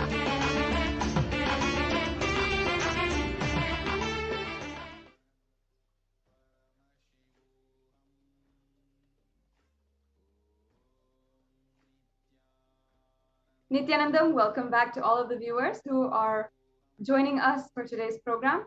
Many of you have already viewed, have already just seen the power demonstration by the Gurukul Balasants, and many of you who have even been able to participate in the body scanning power, meaning that Gurukul Balasant has scanned your body. Actually, you should be aware, you should know that in this divine powers of the third eye, when they scan your body, not only they are scanning for certain for any kind of ailment, suffering, for anything like that, but also they are actively sending the positive healing energy, the pure energy of Paramashiva to you and directing that to whatever you are suffering in your life at the moment. So it might be anything, but you can be sure that it will heal, and the healing process has started, especially once they have interacted with you, they've scanned your body. And because once it falls, once your energy and the being falls under the third eye, it is immensely powerful, and you manifest the state and manifest the exact connection, the Shaktini Pada and entanglement that with the Gurukul Balasants, and experience oneness with Paramashiva. So now we will begin the next segment in today's program, the introduction to Devi Parashakti, as well as the introduction to the Akashic readings. Devi Parashakti is the cosmic divine mother, and she is the source of all of each and every one of us, and source of all of the billions and billions of universes, multiverses that exist today. She is the source Shakti, the source energy, and the source power of the whole existence. And not only that, she is manifesting today for each and every one of us to answer our prayers, to answer our deep seeking, our yearning for attaining oneness with Parashakti and Paramashiva. And she's answering each and every one of our questions, whatever it may be. So today, we will enter into the segment on how Devi Parashakti manifests. What are the divine qualities which she embodies, and how to receive Devi Parashakti traditionally, and also then how we can understand the Akashic reading, how to make that breakthrough happen in your life. Yes. So to begin, let us begin with the Dhyana Shloka of Devi Parashakti.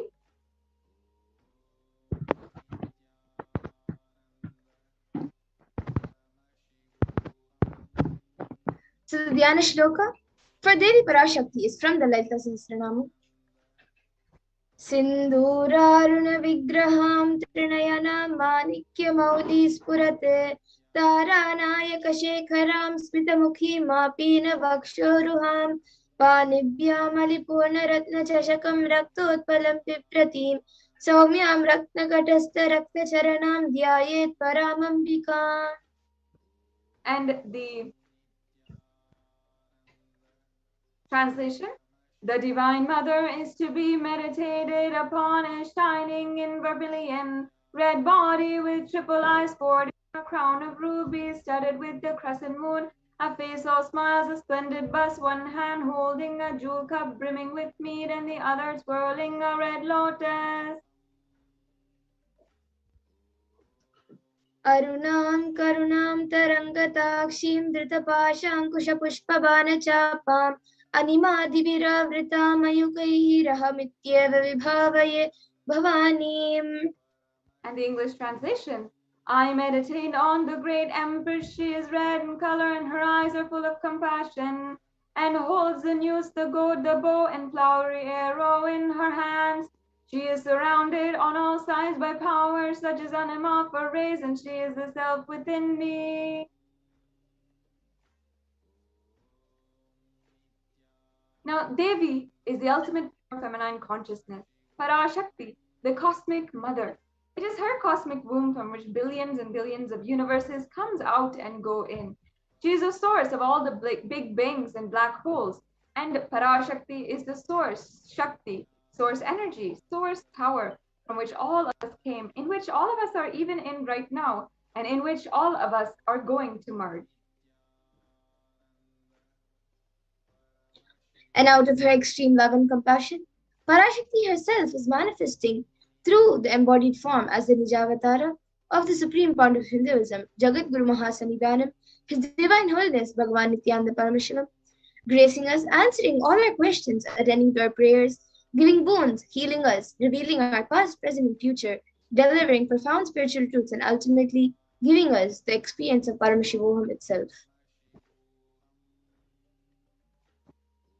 In the words of Devi Parashakti herself, as she read out from the cosmic archives, raising as Omkara, expressing as the Vedas and Agamas, blossomed as Himkara, filled as Parashodasi, living in the 40 triangles, the Kailasa Swamini, who is Kailasa Sripura Chintamani, Parashodasi, sitting as Paramashiva Parameshwari, who rules the world, Paramashakti, Manonmani, Meenakshi, as Nityananda. I took Nijavatara to give good boon to everyone, to bestow all goodness. Hiranya Garbha Swarupini, Brahmanda Yoni, Shyami, Chandramoli, Rapala Parna, Uma Parvati, Savitri, Navayavana, Samrajya Lakshmi, Parameshwari, Parashodasi, Meenakshi. Taking the form of Nityananda, I came here as Nijavatara. With great compassion, I am blessing. Listen, people, to do good to all of you. I took the form of Nityananda and came down as Nijavatara. Again, in the words of Devi Parashakti herself, raising in Omkara, blossoming as Shiva, manifesting as source of existence, powers of existence, expression of existence, from the oneness of Om, blossoming into two as Prakriti and Purusha, blossoming as three Shaktis, Icha, Kriya, and Jnana, growing as four Vedas, expanding as 5 Panchabhutas beyond 6 chakras, filled as gotras of 7 rishis, expanding as 8 directions, existing as 9 grahas, blossoming as 10 indriyas, and being as 11 rudras, creating all the worlds, bringing life, to tell and make truth blossom, and to do good. Parashodasi Meenakshi, in the form of Nityananda, I came to bless every one of you. Yes. Now, let us understand how to receive Devi Parashakti. First, the Supreme Pontiff of Hinduism guides us. Literally, when Devi Parashakti appears there, you are seeing Paramashiva and Parashakti at the same time, at the same moment. And she is there in your screen. And so we should always receive her very traditionally. The Supreme Pontiff of Hinduism guides, therefore, keep 2 betel leaf, 1 banana, 1 betel nut, and 1 coin in front of the screen and watch Devi. In the Hindu tradition, the coin is actually considered a traditional dakshina. It can be of the lowest value, and in India, it can even be 1 paise. In the US, it can be even 1 cent or 1 penny. The Supreme Pontiff of Hinduism really clarifies that it's not about trying to monetize. It is okay if it's even just 1 penny. After 100 days, it'll be $1. In India, even 1 paise is okay.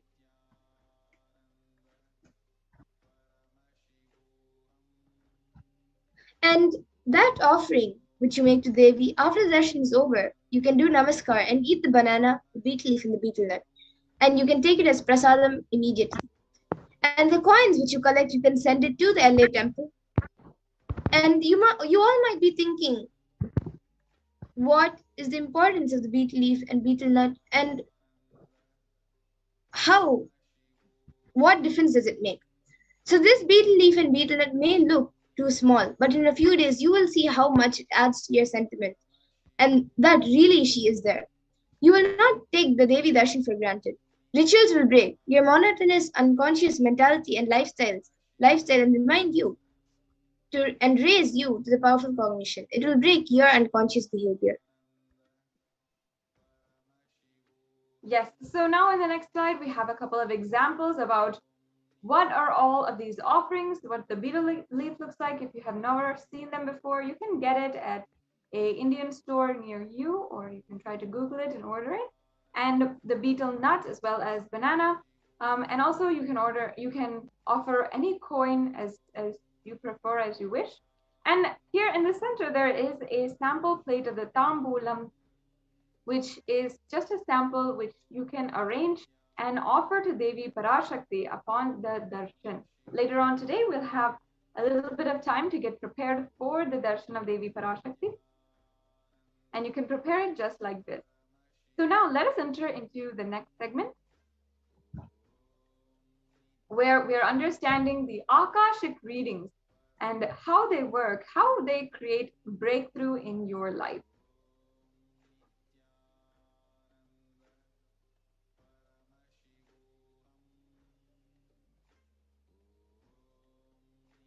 Yes, thank you so much. So we have Akashic readings. Now, what are Akashic readings? The Akashic readings are, we can go to the previous slide.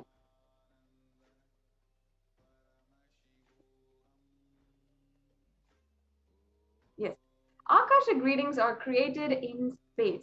Whatever is happening, whatever has happened in time is there as a file, and nothing can be destroyed. Please understand, none of your actions, thoughts, plans, emotions, words, nothing, absolutely nothing can be destroyed.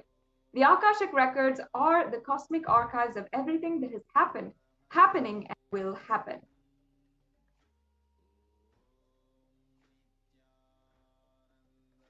And The Akashic records are the verbal, visual, 5-dimensional documents. And whatever is happening is continuously getting recorded. All the information you collected from all your births is in your DNA. You can access some of them just to understand and not to waste the time doing the same things again and again.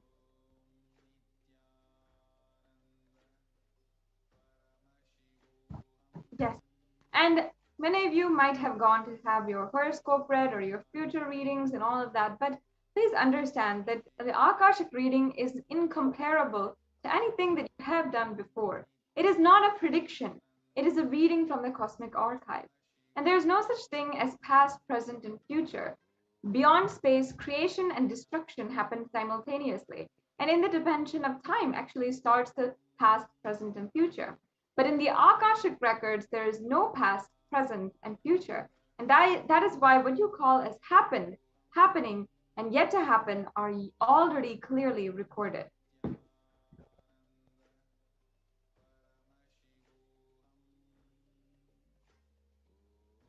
And in Swanti's own words, what he says about the Akashic reading, nobody has a right to comment on these readings. Nobody has a right to manipulate these readings. Nobody has a right to interpret, comment these readings. They're complete unto themselves. For anybody to live in tune with the cosmos, the Jivan Mukti, living enlightenment, does not need any special practice other than listening to these great readings again and again. When you listen to these great readings, naturally your negative logic is penetrated and broken. And these great truths settle in your inner space and they make you live enlightenment. As the avatar of Paramashiva, the supreme point of Hinduism has graced humanity with the blessings and darshan in the form of Devi Parashakti, revealing answers to our question, the yearning of seekers as solutions, breakthroughs, and liberating humanity from pain and suffering. Any answer that is given by Devi Parashakti is not just an answer, but a karmic breakthrough for the receiver.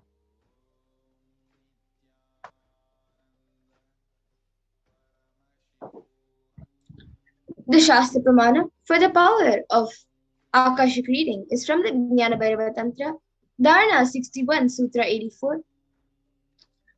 Akasham vimalam pashyan kritva drishtim nirantaram stabdatma tatshanat devi bhairavam vapurapnuyat. And the English translation, Bhagavan Paramashiva says, looking at the spotless infinite etheric space, Akasha, beyond the sky and clouds, one should fix one gaze from the third eye, without blinking continuously, and make the body and inner space steady and motionless. In that very moment, O Devi, one attains the nature and powers of the infinite space, Bhairava.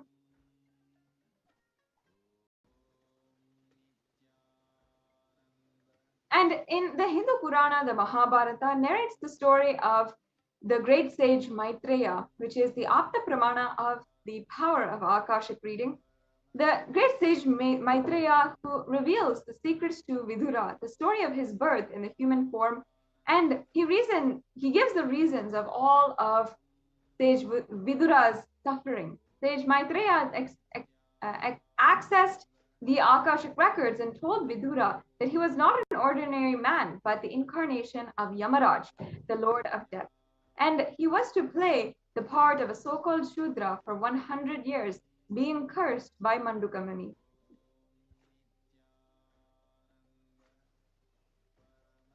And for all of you who may be thinking, what are the benefits of the Akashic reading?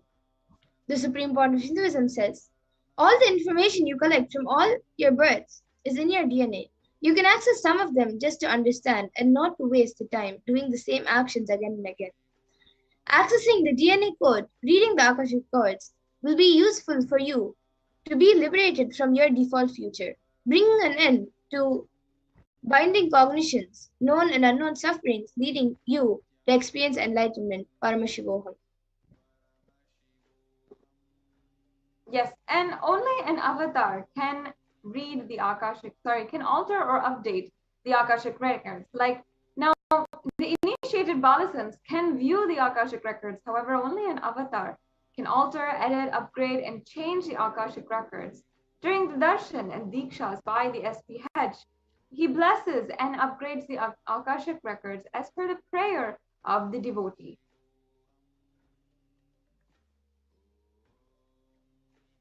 And for everyone who has a question about what you can ask in the Akashic reading, you can ask the most accurate and unbiased answer to any questions about your life, destiny, purpose, or any everyday part of your life. Or be spiritually healed of physical and emotional problems with just a look or a word. And understand the reasons behind your life's happenings. Receive blessings to fulfill your right desires. And also get the clarity to redesign your future. Yes, so this brings us to a conclusion to the segment on the Akashic record, and we will be moving on to the next segment of today's program. Stay tuned, and we will be right back with you after a quick break.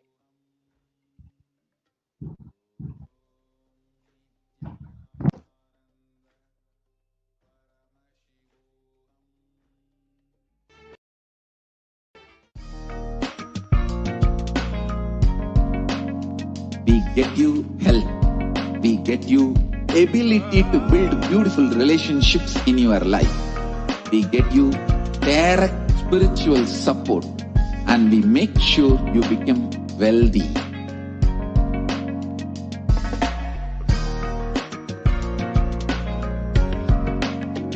We won't stop giving you just good life. We will literally not stop till you live enlightened life. Manifesting the state of Paramashiva, space of Paramashiva, powers of Paramashiva, being of Paramashiva.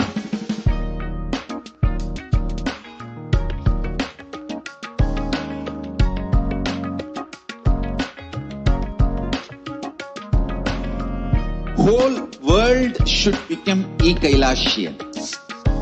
I want the whole world to know Hindus have something great to contribute to the world.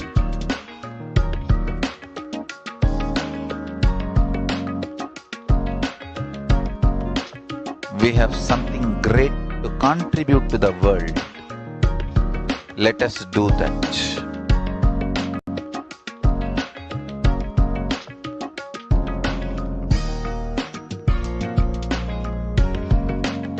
Kailasa is proper customized spiritual service helping you to identify your root patterns of suffering.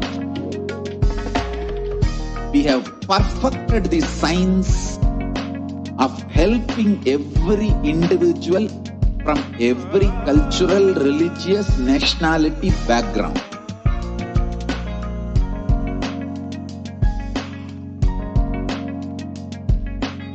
You will have lowest reactionary assumptions, highest awakened response, alive response for life continuously.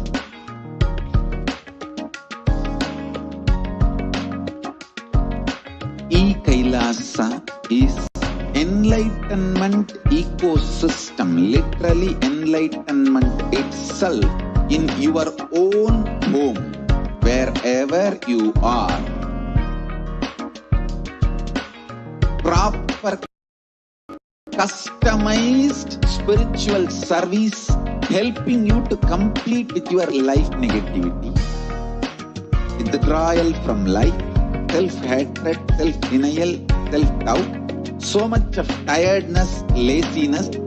We can support you aligning your diet, your attitude, your aptitude, your understanding about life. We can help you with everything.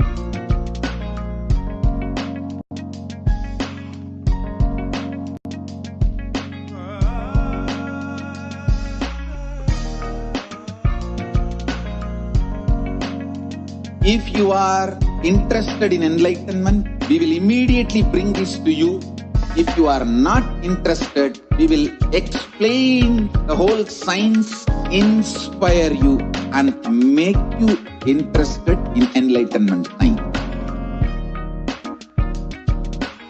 We need to cater this enlightenment science to the whole world wherever they are, because enlightenment is the birthright of all human beings. Kailasa is responsible to provide that to all human beings.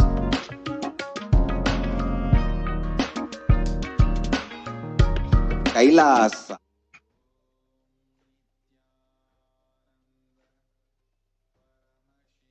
Nityanandam, welcome back to all of the viewers. Now, if you are joining us from around the world and you have just seen the last segment on what is the Akashic records, how to make a breakthrough happen in your life, then now in the next segment, we'll just want to take a few minutes to explain to each and every one of you how you can ask your question. So I request the volunteer if we can project the slides on how to ask the questions of platforms. There's a different set of slides for the different social media platforms and how to ask the questions. Yes, we can just pull those up. And for those of you who are tuning in for the first time, and perhaps you are just today understanding about Devi Parashakti Akashic readings.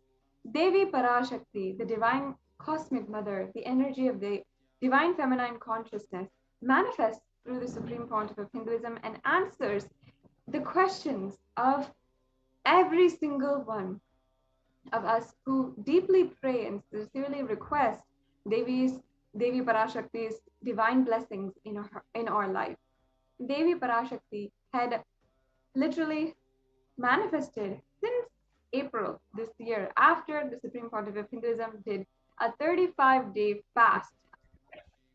And after that, the Supreme Pontiff of Hinduism began manifesting Devi Parashakti, and all over social media, people began pouring their requests, their prayers to Devi Parashakti.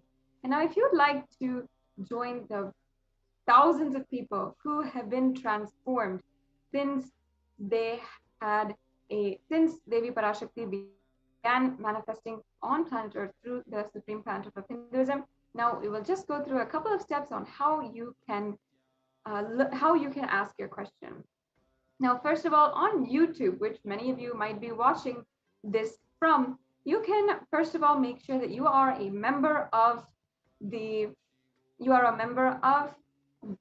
Kailasa's SPH Nityananda YouTube channel. And this membership is a very easy process that you can just go through in a few minutes.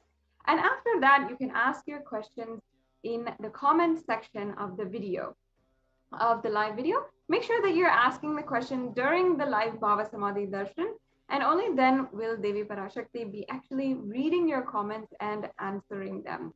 So if you get the opportunity, you will have the grace and blessings of Devi Parashakti answering your question. And it's not just that she might answer, she might give one look or one word or any kind of grace, but all of that is just pouring auspiciousness into your life. The next option that you have is Facebook. So if you want to, you can go to our Facebook page, Kailasa's SPH JGM Nityananda Paramashivam Facebook page. And this is the official page of the Supreme Pontiff of Hinduism. So make sure that you are liking and following this page, and you'll be able to have access to all of the different events, the live Bhava Samadhi Darshans, and even the temple rituals and the continuous 24/7 celebrations that are ongoing every single day of the year. And after that, once we have the Devi Bhava Samadhi Darshan, you can ask your question in the comment section of the live event, of the live video of Bhava Samadhi Darshan. Now, the next option we have is on Twitter. Now, if you want to ask your question through Twitter, it's a very easy process. You just have to reply to the tweet of the live Nityananda TV or the live Bhava Samadhi Darshan feed. So just reply and use the hashtag #AskTheAvatar in order to popularize and ensure that we are associating the questions and everything with the hashtag #AskTheAvatar. And the next platform that we have here is also Instagram.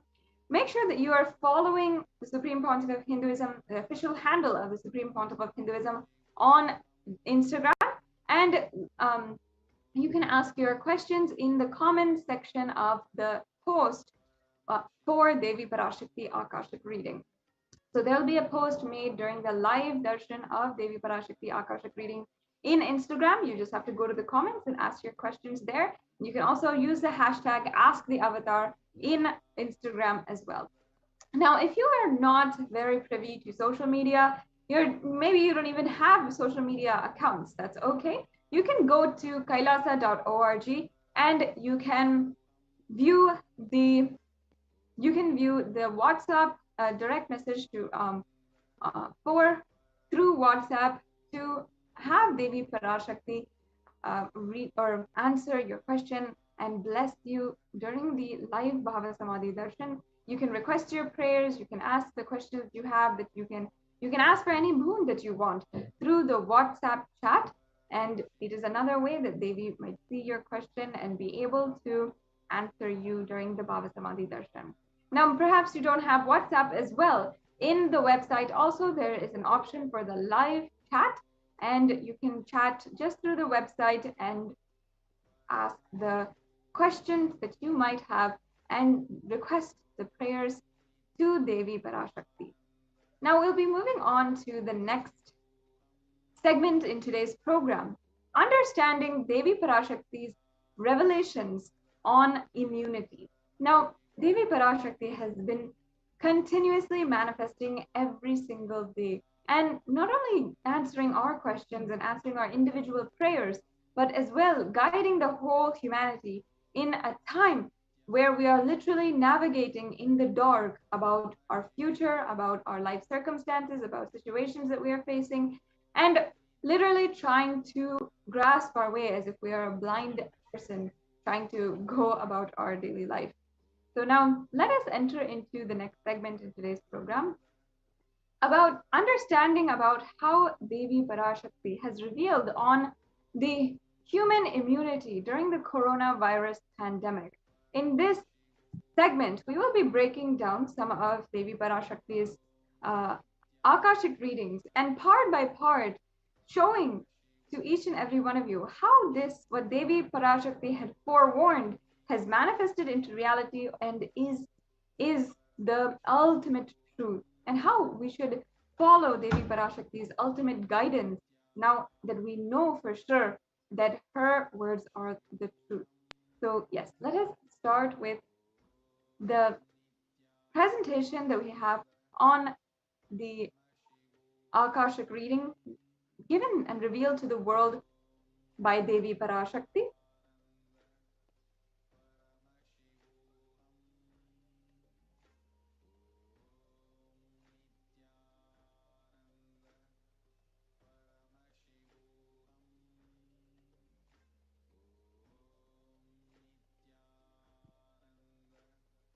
We can go to the next slide.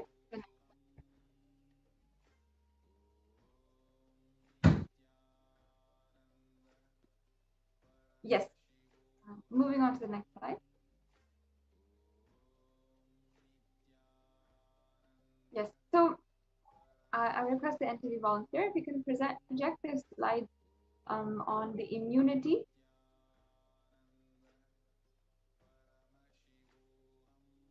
Yes. As we are getting that sorted out, I invite all the viewers also to share this satsang and share this link in all of the social media platforms with all of your friends and your family whom you interact with on social media, and take this opportunity to share with as many people as possible about the Devi Parashakti Akashic reading. Yes, this is the presentation. Let's get started.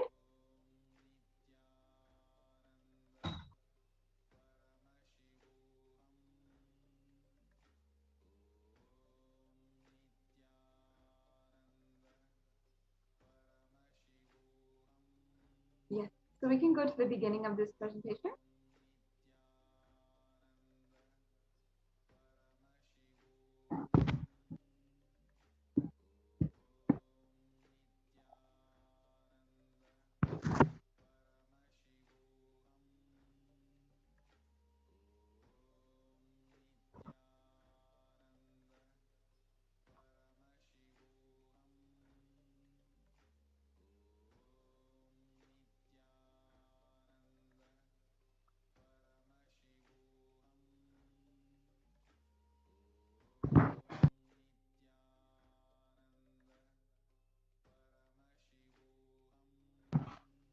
Yes, let's get started.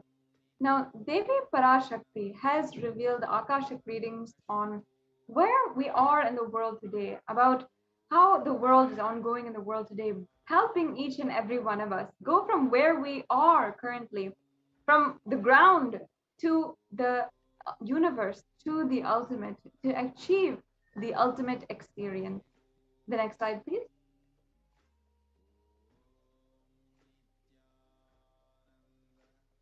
Yes, we can go on to the next slide.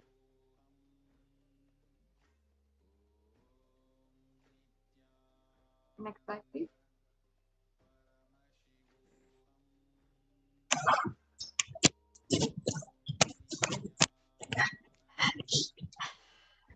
The next slide, yes. So out of her extreme compassion, we can go to this slide.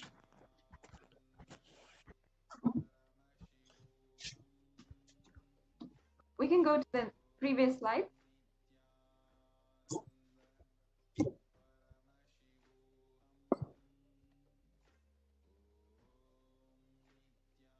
The previous slide, please. We'll go back.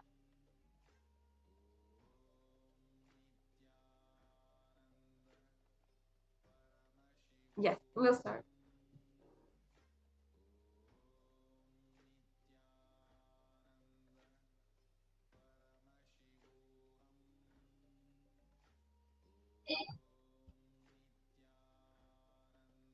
Yes. So today, let us see about what Devi Parashakti has revealed about the ongoing coronavirus pandemic and the immunity of human beings after being infected by coronavirus. Let's see a few of the statistics. We have over 100 million, 86,000 million, 164,000 and 398 confirmed cases and 4 million deaths all over the world. And we have about 170 million recoveries. And overall, if we see the breakdown of the top 5 worst affected countries, we see the USA at 33 million, India catching up at 30.7 million, and we have Brazil, France, Russia as some of the worst hit countries for the coronavirus. And these are just some of the statistics that were taken out that is known to the world and that we're able to report. However, there's so much ongoing. There's so much that is just not being able to report just due to lack of visibility of certain things and certain reports that are ongoing. The next slide, please. Yes. So now let us watch this brief clipping of what Devi Parashakti revealed. That's the first priority. Still, you are all not realizing the power of my words when I say Corona is very much out there with the support of decision makers, rulers, people who are supposed to protect all of you. Due to their irresponsibility, it is there and getting more and more strengthened. It is becoming more and more stronger in multiple forms. And all the other diseases which are waiting to attack human bodies, because Corona has made the immunity strength weak in human bodies. Human bodies have lost the strength of immunity power. All the multi-layer after effects and side effects of this pralaya in political situations, economical situations, social situations, mental situations, in every level.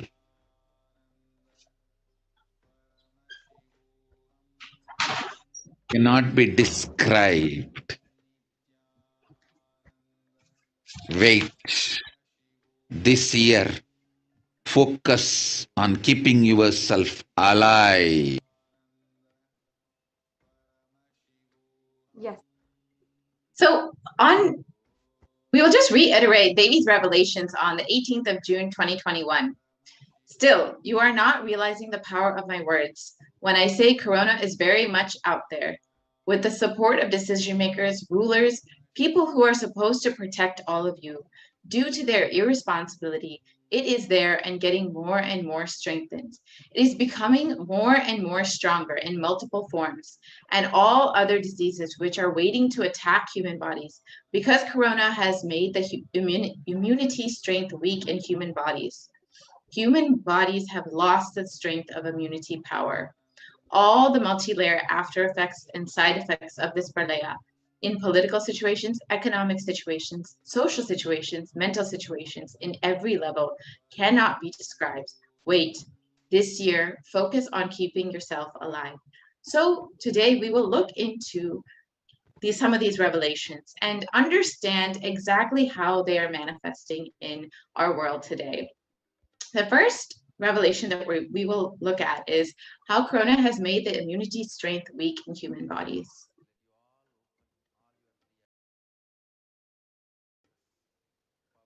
Yes, we can go on to the next slide. So we have a very reputable magazine here, Science Daily. First of all, Devi Parashakti revealed on 18th June 2021 that Corona had made the immunity strength weak in human bodies, and human bodies have lost the strength of immunity power. Now, new research suggests that a coronavirus infection alters the biomechanical properties of the red and white blood cells, in some cases for months, a possible explanation for a long-term suffering from COVID. Now, if many people do not know, of course, red and white blood cells are, of course, a part of your blood circulation and your immune responses. And here we also have, when this article was published by the Science Daily, was at least 11 days after what Devi Parashakti had revealed.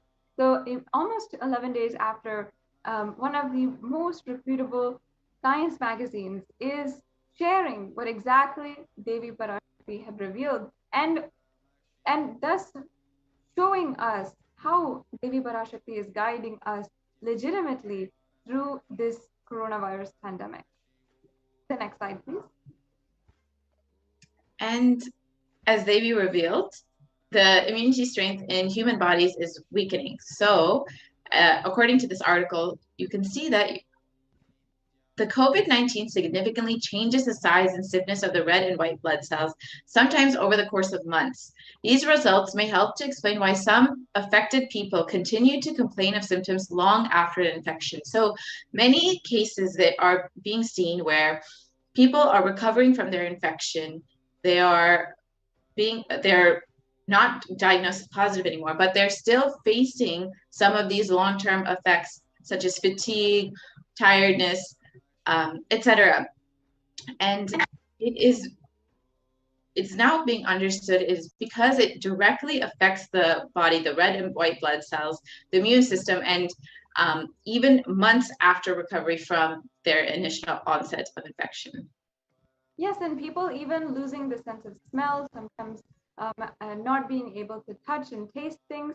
Even these are the long-term effects that many people are facing after they have already recovered as per their lab reports from coronavirus. The next slide, please. So how does corona actually affect the body? The article from the Academy of Medical Sciences says that the way the body defends against the virus is to recognize and neutralize it, like in any situation with a virus. However, Forbes explains that the corona suppresses the immune system by disrupting the actions of the body's immune cells. So just as Devi has revealed, it actually affects, the virus actually affects your body's immune strength. It weakens immunity. This immunosuppression allows for the 2-week incubation period, which gives corona enough time to attack the body. So this is why people have such a severe onset infection, because it directly affects the immune system. Next slide, please. And here we have the graph below, which shows a typical timeline for someone who is suffering from COVID virus. So as you can see, the initial incubation period is about 5 days. Then they have the prodromal period where it's about another 5 days. And then the acute onset of infection, which is usually where people are admitted to the ICU. And within the second week of the onset of infection, many people will recover, but many people also will continue to experience symptoms and have to sometimes remain in the hospital for weeks or months afterwards. So this is, and then even many times when they recover, as many people have shared with the experience of long COVID, as it's called, that they're still experiencing symptoms many, many months after their 2 weeks or after their recovery of their initial onset of infection. And some even worse cases, not being able to talk, not being able to breathe, even after the COVID has long left their system. So it does do a significant amount of damage to the body and to the system. The next slide, please. So we also have the impact of COVID-19 that cannot be dismissed. So here we can clearly see how COVID is amidst other deadly diseases and diseases throughout history. So we have a timeline here about different diseases and how they have affected humanity, and how coronavirus is affecting humanity currently. So the circled virus is the coronavirus, and we can go on to the next slide. Yes, and you can see actually from that, it's about 3.9 million people have been affected in comparison, which is just a recent virus that has been, sorry, can we go back to the previous slide? So about 3.9 million people have been affected by it, which is since 2019. However, from 1981, if you compare with HIV/AIDS, which has also been an epidemic, it's from 1981, there's been about 35 million people who have been affected by it. So as you can see, corona is quickly reaching those, the numbers of more severe, longer known diseases and viruses that have been around for a long time within just about 2 years of it being initially discovered. Next slide, please. And some of the long-term effects of corona on immunity are also recorded. So further studies done by the University of Oxford found that cells are profoundly impaired after recovering from COVID. And the British Science Society for Immunology has also claimed that the effects of COVID are far beyond respiratory health. It also affects our cardiovascular and renal systems, and which are extremely crucial systems in the body if you do not know. So of course, in examples, we are seeing how the after one has long been recovered from COVID, still compromised in their health.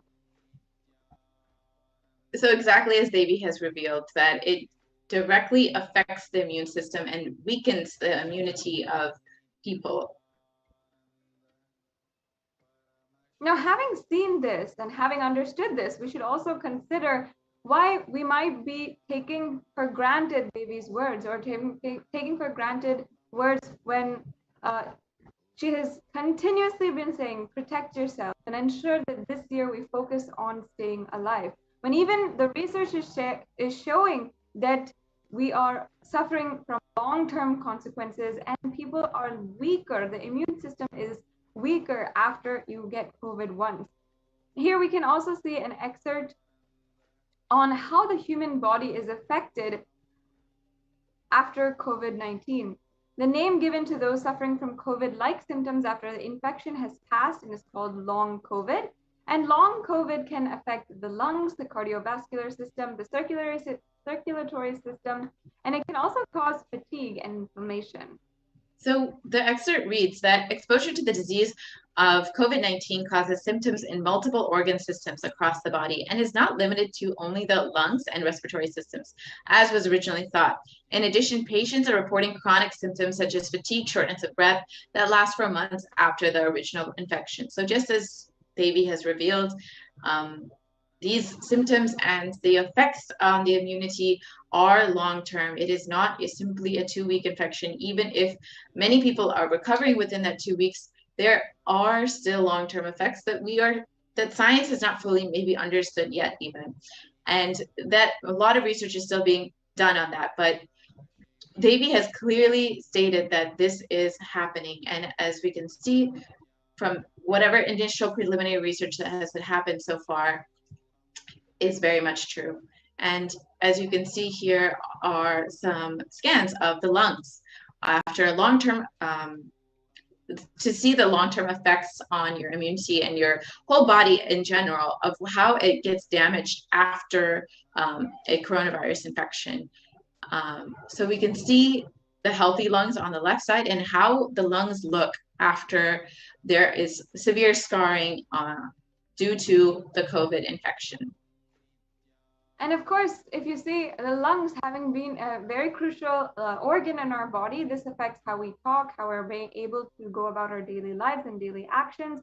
Our entire life after this are completely changed, and we would not be able to go back to life as it was if we have to suffer COVID and then see the effects of the long COVID on our body. The next slide, please. So even after contracting corona, your immune system remains weakened and you are more susceptible to illness. So this is just reiterating what Devi has revealed.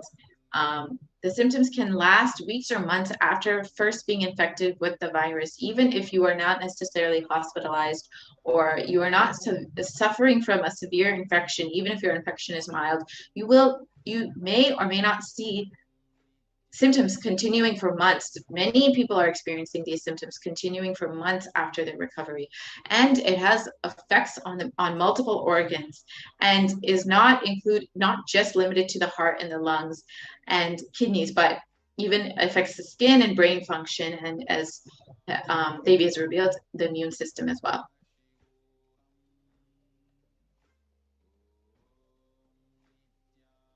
And now let us understand the next revelation that Devi Parashakti made, how that has not manifested, but has literally shown in different ways across different articles, and how we have seen this literally become reality in front of our eyes. Devi Parashakti revealed that all other diseases which are waiting to attack human bodies we will be susceptible to all of those even after having gotten COVID as well. So we can go on to the next slide.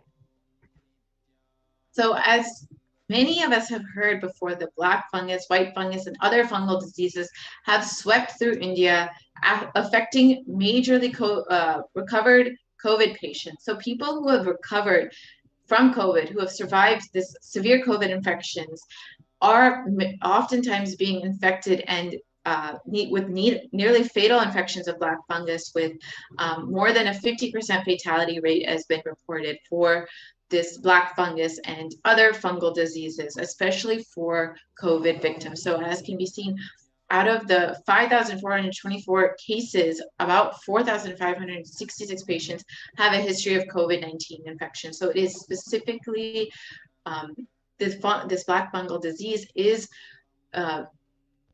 people who have been infected with COVID previously are mainly vulnerable to it. So even if many people who have recovered from COVID are still suffering, are more susceptible to this black fungal disease and can have a very severe, nearly fatal infection if infected with black fungal disease. And this is exactly how Devi has revealed about the immune system weakening, being weakened due to coronavirus, and then the other diseases attacking the body because the immune system has been weakened.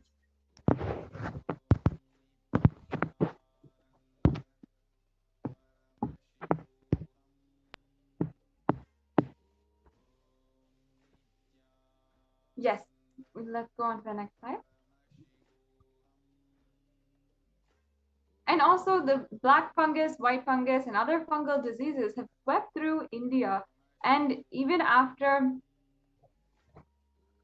affecting the recovering and recovered COVID patients.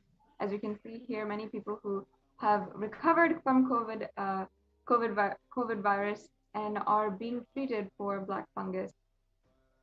The next slide, please. And then now we will understand the last revelation that Devi has made in this clip. It is becoming more and more stronger in multiple forms. So it, meaning the coronavirus, has mutated and is becoming stronger in different forms. And so we will explore what the research is saying about this specific topic, about different variants, and about how coronavirus is strengthening and affecting more and more people. Slide, please. So other variants of coronavirus have been recently discovered. As many people know, there have been the UK variant and the South African variant, and recently also the Delta variant coming out of India, which has been threatening the country with another severe wave known as the Delta variant, which is known to be much more strong than other variants, especially the initial variant coming out of China. This variant is much, much stronger and can cause severe damage to the population of India. Next. And we can see here other variants of coronavirus also have been recently discovered, as Ma Purnapriya was describing. And we have the specific variants. So in Kent, UK, we have the scientific name B.1.17, and that is the alpha variant. In South Africa, B.1.351, which is the beta variant. The Brazil variant, which is the P.1, the gamma variant, and in India, B.1.617.2, or the Delta variant, which Ma Purnapriya was describing. So viruses generally mutate, but in the case of COVID, we've seen them become more dominant. And the table shows us the variants that have swept the world. The next slide, please. And these actually were announced and recognized by the World Health Organization. So the dangers of these variants was further highlighted when the World Health Organization categorized the Delta variant as the most highly transmissible variant of COVID. So this variant, as shared earlier, it is coming out of India, and it is severely threatening the country with another wave. And this article indicates that the Delta variant was the primary cause behind India's second wave of COVID. So this is the reason this variant is spreading across the country. And this is the reason that so many people are being affected in this new wave of coronavirus, which has been sweeping the nation and leaving the people and resources completely devastated.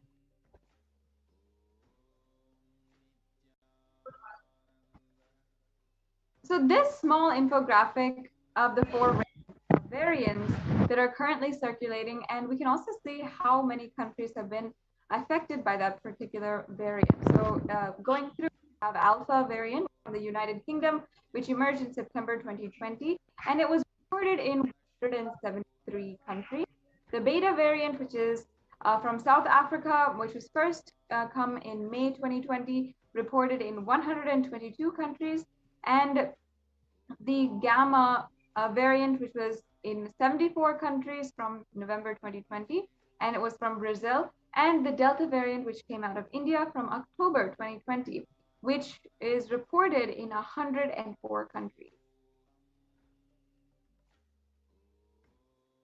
So go ahead. Yes, other variants of corona have also been recently discovered. More than 4,500 sequences of the variant have been detected in about 60 countries. This is about, and studies suggest it is around 60% more transmittable than the Alpha variant, which is more contagious than the original strand that emerged in China. And secondary attack rates have been known to be between 51% to 67% higher than that of the Alpha variant.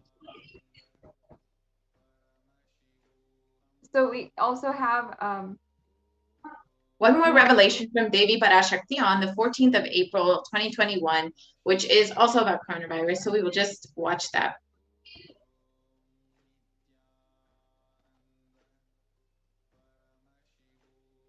Sharmila, corona ஒழிந்தது. கொரோனாவை வைத்து அரசியலும் அழிவாட்டமும் செய்ய நினைக்கும் மனிதர்களின் சதிராட்டம் முடிய இன்னும் 4 ஆண்டுகளாகும். என் பக்தர்களையும் சீடர்களையும் கைலாய வாசிகளையும் நானே